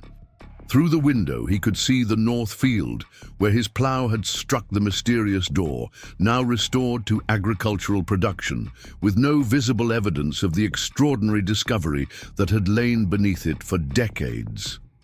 The repository itself had been carefully dismantled, its contents distributed to 7 independent research facilities around the world, each housing different components to ensure no single entity controlled the complete technology. Claire entered the office carrying 2 mugs of coffee, her expression thoughtful as she handed one to her father. After completing her agricultural engineering degree, she had postponed her graduate studies to help establish the foundation, bringing her technical expertise and fresh perspective to the family legacy. The DOE just approved our first community-scale demonstration project, she announced, taking a seat across from Jack. 5 rural communities will receive prototype mini-reactors by next spring, self-contained, maintenance-free power generation, for at least 20 years. Jack nodded, a sense of satisfaction warming him more than the coffee. Your grandfather would approve. That was always his concern, that when this technology eventually emerged, it would serve everyday people first, not just military applications or corporate profits. Claire ran her finger around the rim of her mug thoughtfully. It's still hard to believe sometimes, all those years growing up on this farm, complaining about the isolation, dreaming of getting away to somewhere more exciting. And all that time, we were literally walking above one of the most significant technological discoveries in human history. That's the beauty of your grandfather's plan, Jack replied. Hide something extraordinary in the most ordinary place. Struggling family farm in Iowa, the perfect camouflage. Their conversation was interrupted by Eleanor Winters, who entered carrying a tablet displaying latest testing results from the Princeton Research Facility. Over the past months, Eleanor had become not just a colleague, but a friend to the Reynolds family, her scientific expertise complementing their practical grounding. The resonant stability tests exceeded expectations, she reported, her excitement barely contained beneath her professional demeanor. Power output is consistent at 99.7% efficiency with negligible thermal signature. The materials science team has successfully replicated the core alloy as well, though manufacturing at scale remains challenging.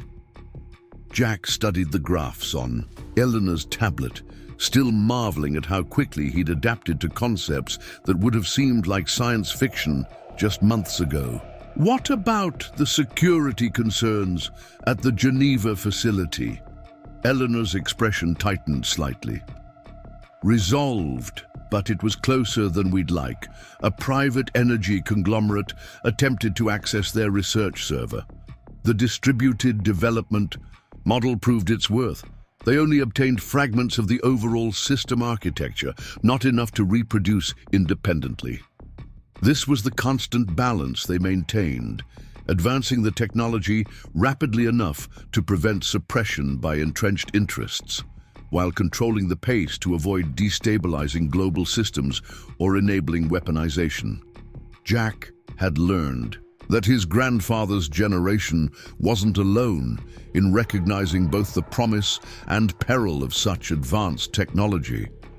Modern authorities shared similar concerns, though their approaches differed. Director Wilson had proven a surprisingly steadfast ally in this effort. Despite pressure from various governmental and corporate entities, he had maintained the integrity of the original agreement, insisting on balanced development with appropriate safeguards. His personal visits to the Reynolds farm had become regular occurrences as the Foundation established itself as a key player in the technology's controlled introduction. Speaking of Wilson, Jack's secure phone buzzed with the director's distinctive signal. "Excuse me," he said to Claire and Eleanor, stepping into the hallway to take the call. "Jack, we have a situation," Wilson began without preamble. "Our intelligence indicates a coordinated attempt to acquire key components of the technology through less than legitimate channels. Multiple research sites have reported sophisticated digital intrusions within the past 48 hours. Jack's mind immediately went to the security protocols they had established for precisely this contingency. "Has anything been compromised?" "Nothing critical yet," Wilson assured him. "But these aren't opportunistic hackers. This is a coordinated operation with significant resources behind it. The pattern suggests involvement from both state actors and private interests working in concert." "The contingency vault?" Jack asked, referring to the secure facility they had established, containing comprehensive documentation of the technology, their insurance policy against suppression attempts. "Secure for now, but I'm implementing Level 2 protective measures. As a precaution, that includes enhanced security for key personnel, including you and your daughter." Jack glanced back toward his office, where Claire and Eleanor continued reviewing data. The possibility of direct threats against his family had always existed as a theoretical risk, but hearing Wilson's matter-of-fact assessment made it suddenly uncomfortably real. "I'll alert the local security team," Jack confirmed. "What about public disclosure acceleration?" There was a brief pause on the line. "The Oversight Committee is meeting in emergency session in 30 minutes to consider precisely that question. If these attempts to circumvent proper channels continue, we may need to advance the timeline for broader disclosure, removing the incentive for covert acquisition by putting more of the fundamental principles into the public domain." After concluding the call, Jack returned to find Claire and Eleanor in animated discussion about applications of the technology for sustainable water purification in drought-affected regions. He hesitated to interrupt their productive exchange with security concerns, but transparency had been their guiding principle throughout this journey. "We may need to accelerate the disclosure timeline," he announced, briefly summarizing Wilson's call. "Coordinate with your research teams to prepare the next phase of technical publications for immediate release if necessary." Eleanor nodded grimly. The energy sector displacement models predicted this. As demonstration projects prove viability, resistance from conventional energy interests intensifies. "I'll contact our academic partners to stand ready." Claire's expression showed concern but no fear. She had adapted to their new reality with remarkable resilience. "What about the farm? Should we implement additional security measures?" Jack considered this. The Reynolds farm had transitioned from an ordinary agricultural operation to something far more significant, a symbol of the technology's origins and the family's role as stewards of its development. While most of the actual technical components had been relocated to specialized research facilities, the farm remained both historically important and potentially vulnerable. We'll enhance the existing protocols without creating an obvious fortress mentality, he decided. The Foundation's legitimate agricultural research provides reasonable cover for some additional security measures without drawing undue attention. As Eleanor departed to coordinate with research partners, Jack and Claire walked the property together, identifying vulnerabilities and discussing subtle enhancements to their security systems. The farm had changed significantly in recent months. New research facilities had been constructed adjacent to the traditional agricultural operations. Housing projects focused on applications of the new technology specifically for farming communities. Experimental crops grew in fields where advanced soil monitoring systems tested practical applications of the technology's energy efficiency principles. "It's still a farm," Claire observed as they completed their circuit, watching the sunset paint the western sky in brilliant orange and gold. Different, certainly, but still growing things, still connected to the land. Grandpa would recognize it. Jack nodded, feeling the weight of the repository key in his pocket, no longer needed for its original purpose, but kept as a tangible reminder of responsibility. Though the repository had been relocated, he carried the key as a personal talisman, a connection to his grandfather and the legacy he'd preserved. "That was always the plan for the Foundation," he replied. "Not just developing the technology, but applying it where it's needed most, starting with the farms and rural communities that have been left behind in previous technological revolutions." As they returned to the main house, Jack noticed a vehicle approaching along the private drive, Director Wilson's distinctive government SUV arriving hours ahead of schedule. The unexpected appearance sent a ripple of concern through Jack's thoughts.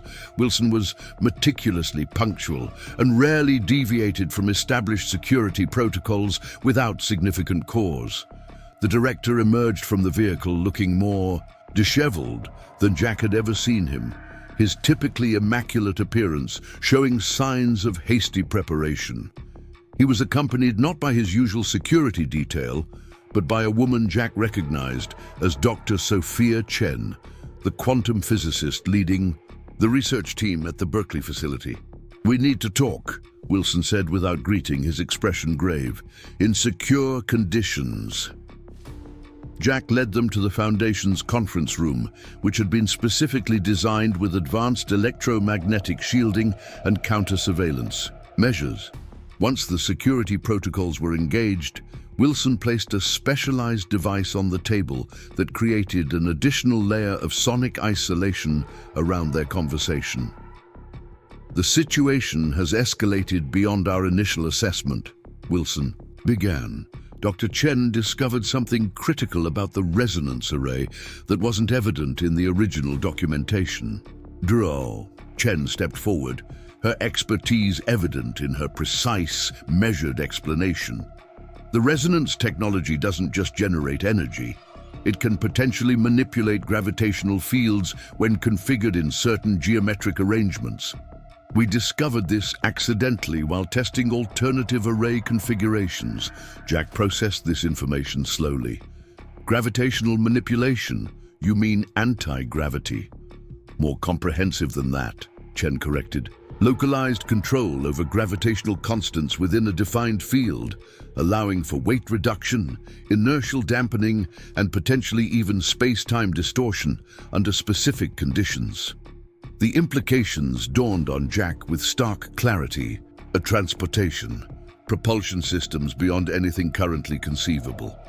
Wilson nodded grimly. "Exactly. Which explains why certain interests are suddenly so determined to acquire this technology through any means necessary. The energy generation applications are revolutionary enough, but transportation applications would transform global power structures overnight. Whoever controls this technology could render conventional aerospace and defense systems effectively obsolete. Claire, who had remained silent during this exchange, spoke up with characteristic directness. "You think someone has already made this connection. That's why we're seeing coordinated attempts to acquire the technology." "We have confirmation," Wilson confirmed. "Intercepted communications indicate at least 3 separate entities, 2 nation-states and 1 multinational consortium, have independently recognized the gravitational implications and are actively working to obtain critical components or research." Jack considered their options. The oversight framework they'd established had been designed primarily to manage energy technology introduction, balancing economic disruption against environmental benefits. Transportation applications represented an entirely new dimension, with more immediate strategic implications. "The distributed development model is more important than ever," he observed. "No single facility has all the components necessary to implement the gravitational applications." Dr. Chen shook her head.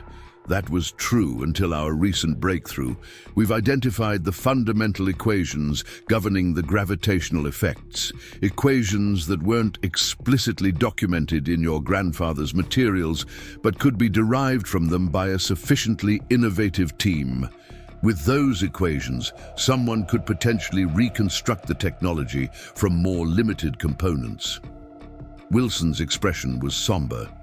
"Which is why we need to make an immediate decision about broader disclosure. Our original timeline anticipated gradual introduction over 5 to 7 years, but circumstances have forced our hand. Either we accelerate public release of the fundamental principles, making the technology too widespread to monopolize, or we temporarily halt all research and implement maximum security protocols to prevent any further development until international agreements can be established." The weight of the decision settled heavily in the room. Halting research might preserve the current global status quo, but would delay humanity's access to transformative technology that could address critical challenges, from climate change to energy poverty. Accelerating disclosure would prevent monopolization, but could trigger unpredictable disruption across multiple industries and geopolitical structures. Jack found himself thinking of his grandfather's hidden note. "The power to change everything comes with the duty to consider everyone." "We proceed with accelerated disclosure," Jack decided finally, "but with a structured framework that prioritizes energy applications first, followed by medical and agricultural implementations. Transportation applications enter public domain last, with international oversight mechanisms established concurrently." Wilson studied him for a long moment before nodding. "The Oversight Committee will likely reach the same conclusion, but having your position clear strengthens the argument. We'll need to move quickly. Within 24 hours, the first wave of comprehensive technical documentation should be released to research institutions worldwide." The meeting continued late into the night as they refined the accelerated disclosure strategy, identifying which technical components should be released immediately and which should be temporarily withheld pending additional safeguards. By dawn, a coordinated global announcement was prepared, not revealing the repository's origins or the Reynolds family connection, but acknowledging the discovery of revolutionary energy principles that would be shared through international scientific collaboration.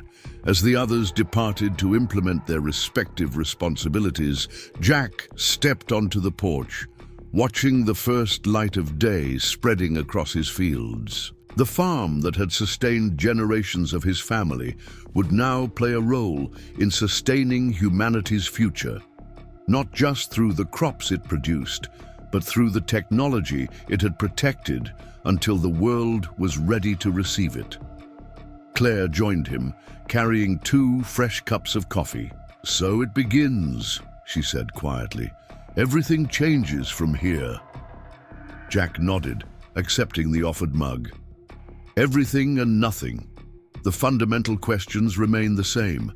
How to use power responsibly, how to ensure benefits are shared equitably, how to protect what matters while embracing necessary change. They stood in companionable silence, watching farm workers arrive for the day's regular agricultural operations, unaware that announcements being prepared in capitals and research centers worldwide would soon transform the context of their work completely. By midday, the disclosure process was underway.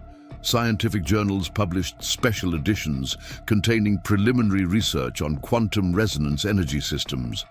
Academic institutions announced collaborative research initiatives, and government agencies worldwide released coordinated statements about international cooperation on next-generation clean energy development.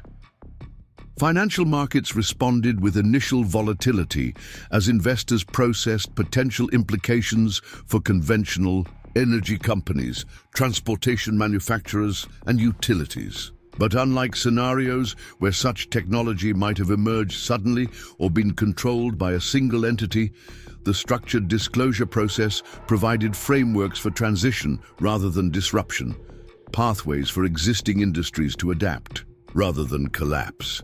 Jack watched these developments from the Foundation's Communications Center, where a dedicated team monitored global responses to the announcement. Director Wilson had arranged for leading scientific communicators to provide context and explanation, helping the public understand the significance without triggering panic or unrealistic expectations. The first prototype community reactor will be installed next month in Whitaker County, Claire reported, reviewing the implementation schedule. It will power the local hospital, water treatment facility, and school system independently from the conventional grid. Perfect test case for demonstrating immediate public benefit. Jack nodded approval. This had been their consistent strategy, making rural and underserved communities the first beneficiaries of the technology, establishing its value for everyday people rather than primarily serving military or corporate interests. The Reynolds Foundation would coordinate these demonstration projects, ensuring the technology's introduction served his grandfather's vision of equitable access. As afternoon stretched into evening, Jack found a quiet moment to visit the North Field where it had all begun. The repository entrance had been permanently sealed after the facility's contents were relocated, with no surface evidence remaining of what had once existed beneath. To casual observers, it was simply another section of productive farmland. Jack knelt and took a handful of rich Iowa soil, feeling its texture between his fingers. The same soil his grandfather had worked, the same earth that had concealed one of humanity's most significant technological discoveries for decades, until the moment was right for its revelation. The repository key remained in his pocket, a tangible connection to that legacy. Though it no longer opened any physical door, it represented something more important, the key to balancing innovation with responsibility, progress with wisdom, transformation with continuity. Jack had come to understand that his grandfather's generation hadn't simply hidden the technology out of fear or caution, but out of hope that future generations would develop the ethical frameworks necessary to manage its implications constructively. The sudden sound of a helicopter approaching interrupted his reflections. Looking up, Jack recognized the distinctive profile of a military transport aircraft descending toward the Foundation's recently constructed landing pad. This wasn't a scheduled arrival, but the aircraft's markings indicated it belonged to the International Oversight Coalition rather than any single nation's forces. Jack made his way to the landing zone as the helicopter touched down, rotors slowing gradually.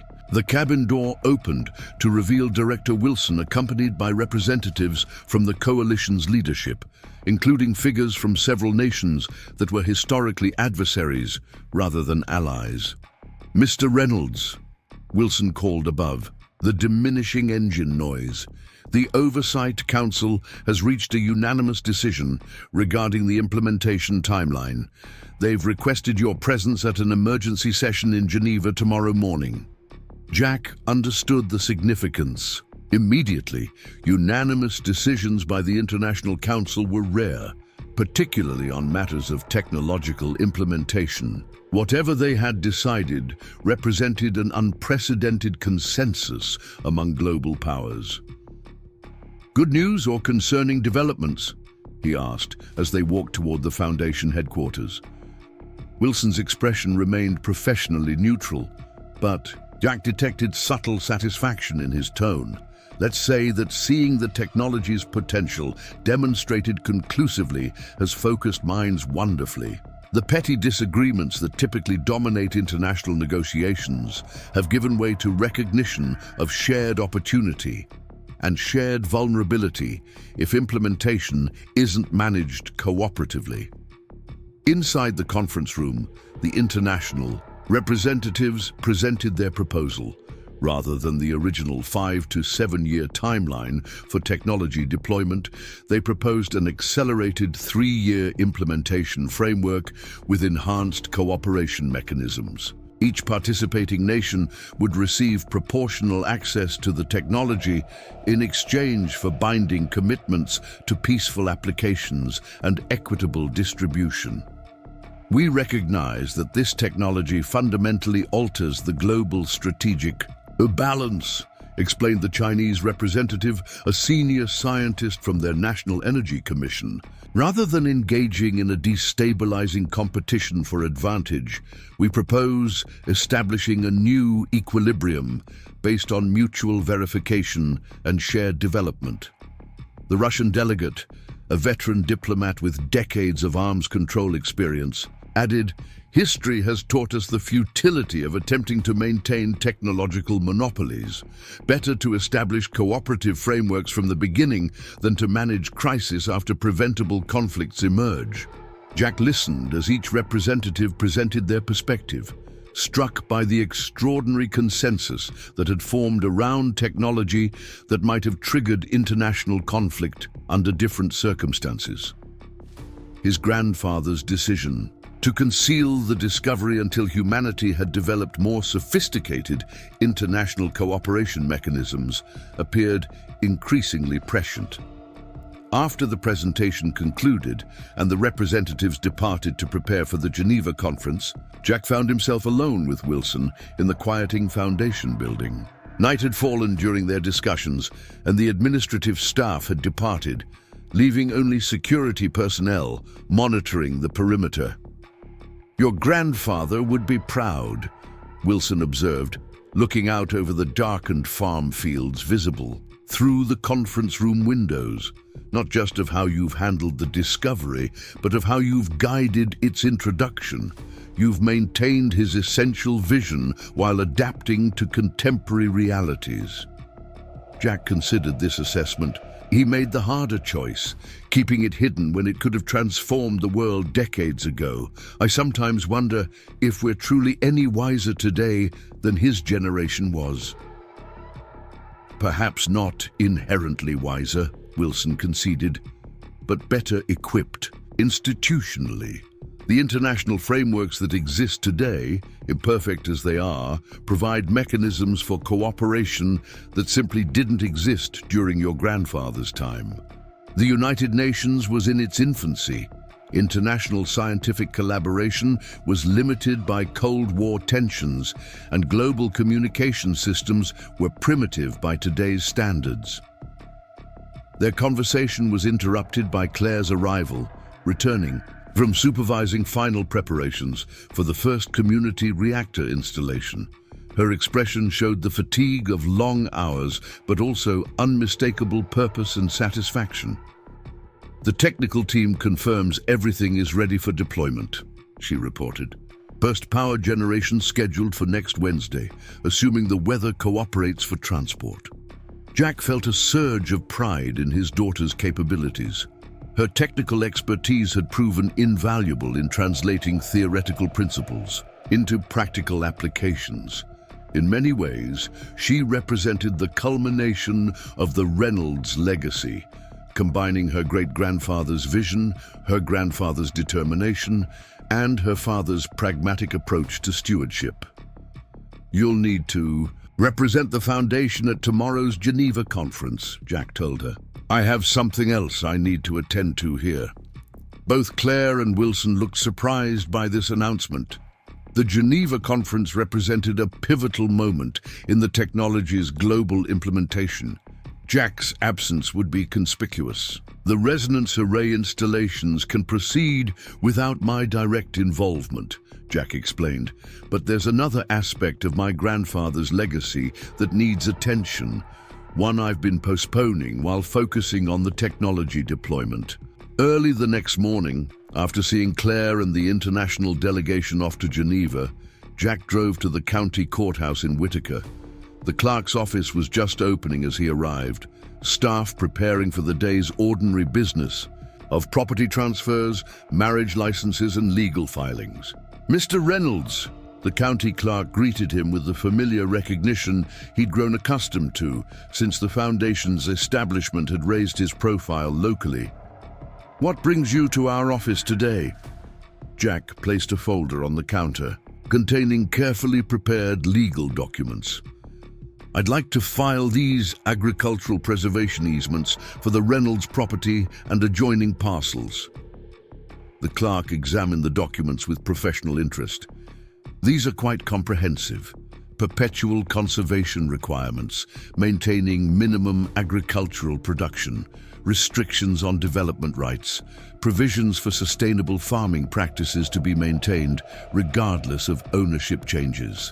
"The Reynolds farm will remain a working farm," Jack confirmed, "regardless of what other research or development occurs there. The Foundation's technological work is important, but so is maintaining the land's fundamental purpose: growing food and preserving rural agricultural traditions." "No." As the clerk processed the documentation, Jack reflected on how this legal protection complemented the technological legacy his family had preserved. The repository's contents would transform global energy and transportation systems, but the farm itself would continue its original purpose, a living demonstration that progress didn't require abandoning foundations that remained valuable. By afternoon, Jack had completed his mission at the courthouse and was driving along the rural roads surrounding his property. The familiar landscape of fields, woodlots, and farmsteads represented the context that had shaped his family for generations. The community that had unknowingly hosted one of history's most significant technological secrets. His phone signaled an incoming call from Geneva, where the international conference was underway. Claire's voice came through the vehicle's speakers, excitement evident despite the diplomatic restraint she was clearly attempting to maintain. "Dad, they've ratified the accelerated implementation framework unanimously. 3-year deployment schedule with binding verification protocols. The Foundation has been formally recognized as an independent implementation authority with oversight, responsibilities for rural applications worldwide." Jack smiled at his daughter's barely contained enthusiasm. "That's excellent news. How are the participant nations handling the strategic implications?" "Better than anyone expected," Claire replied. "Having multiple applications advancing simultaneously seems to be diffusing potential conflicts. Energy systems are proceeding fastest, with medical applications close behind. Transportation applications remain under stricter controls, but with clear pathways for cooperative development." "And the Reynolds Foundation's role?" "Exactly what Grandpa would have wanted," Claire assured him. "We maintain independent authority over implementation in agricultural communities worldwide. with dedicated funding streams that can't be diverted to other applications. The technology will serve farmers and rural communities first, just as he intended. As Jack ended the call, he turned onto the gravel road leading to his farm, or rather, what had been simply the farm, and was now the headquarters for a globally significant technological initiative. Despite the changes, the essential character remained: fields ready for planting, buildings maintained with practical Midwestern sensibility, and the underlying connection to land that had sustained his family for generations. Parking near the old barn, Jack retrieved a small metal container from beneath his truck's seat, a sealed capsule containing comprehensive documentation of the repository's discovery and everything that had followed. He had prepared it as a historical record, ensuring that future generations would understand not just the technology itself, but the human story behind its preservation and introduction. Walking to the spot where his plow had first struck the mysterious metal door, Jack knelt and began digging a small hole with a garden trowel he'd brought for the purpose. The soil turned easily, rich and dark with spring moisture. 3 feet down, he placed the sealed container, then carefully refilled the hole, leaving no visible evidence of his action. It wasn't a repository on the scale his grandfather had created, but it served a similar purpose: preserving knowledge for the future, maintaining connection between generations separated by time, but united by shared land and shared purpose. Someday, perhaps decades hence, someone might discover this modest time capsule and understand the extraordinary journey that had begun with a farmer's plow striking something unexpected beneath an ordinary Iowa cornfield. As Jack patted the soil back into place, he felt a profound sense of completion. His grandfather had protected the technology until humanity was ready. Jack had guided its introduction in a manner that honored that legacy while adapting to contemporary needs. Now the technology would follow its own path into the future, transforming human civilization in ways neither generation could fully anticipate. Standing, Jack took one last look at the unremarkable patch of soil that had changed everything. Then he turned and walked back toward the farmhouse where work awaited. Not the world-changing responsibilities of recent months, but the ordinary essential tasks of preparing for planting season. However much else had changed, the fundamental rhythms of agricultural life continued. Seeds would be planted, crops would grow, and the land would provide as it had for generations before and would for generations to come. The repository door was gone, its contents now distributed throughout the world's research facilities, but its legacy remained, not just in the technology it had protected, but in the values that had guided its concealment and eventual revelation. Jack Reynolds had begun this journey as a struggling farmer trying to save his family's land. He would continue it as a steward, not just of that land, but of the transformative knowledge that had lain beneath it, waiting for the right moment to emerge and change everything. Up next, you've got 2 more standout stories right on your screen. If this one hit the mark, you won't want to pass these up. Just click and check them out.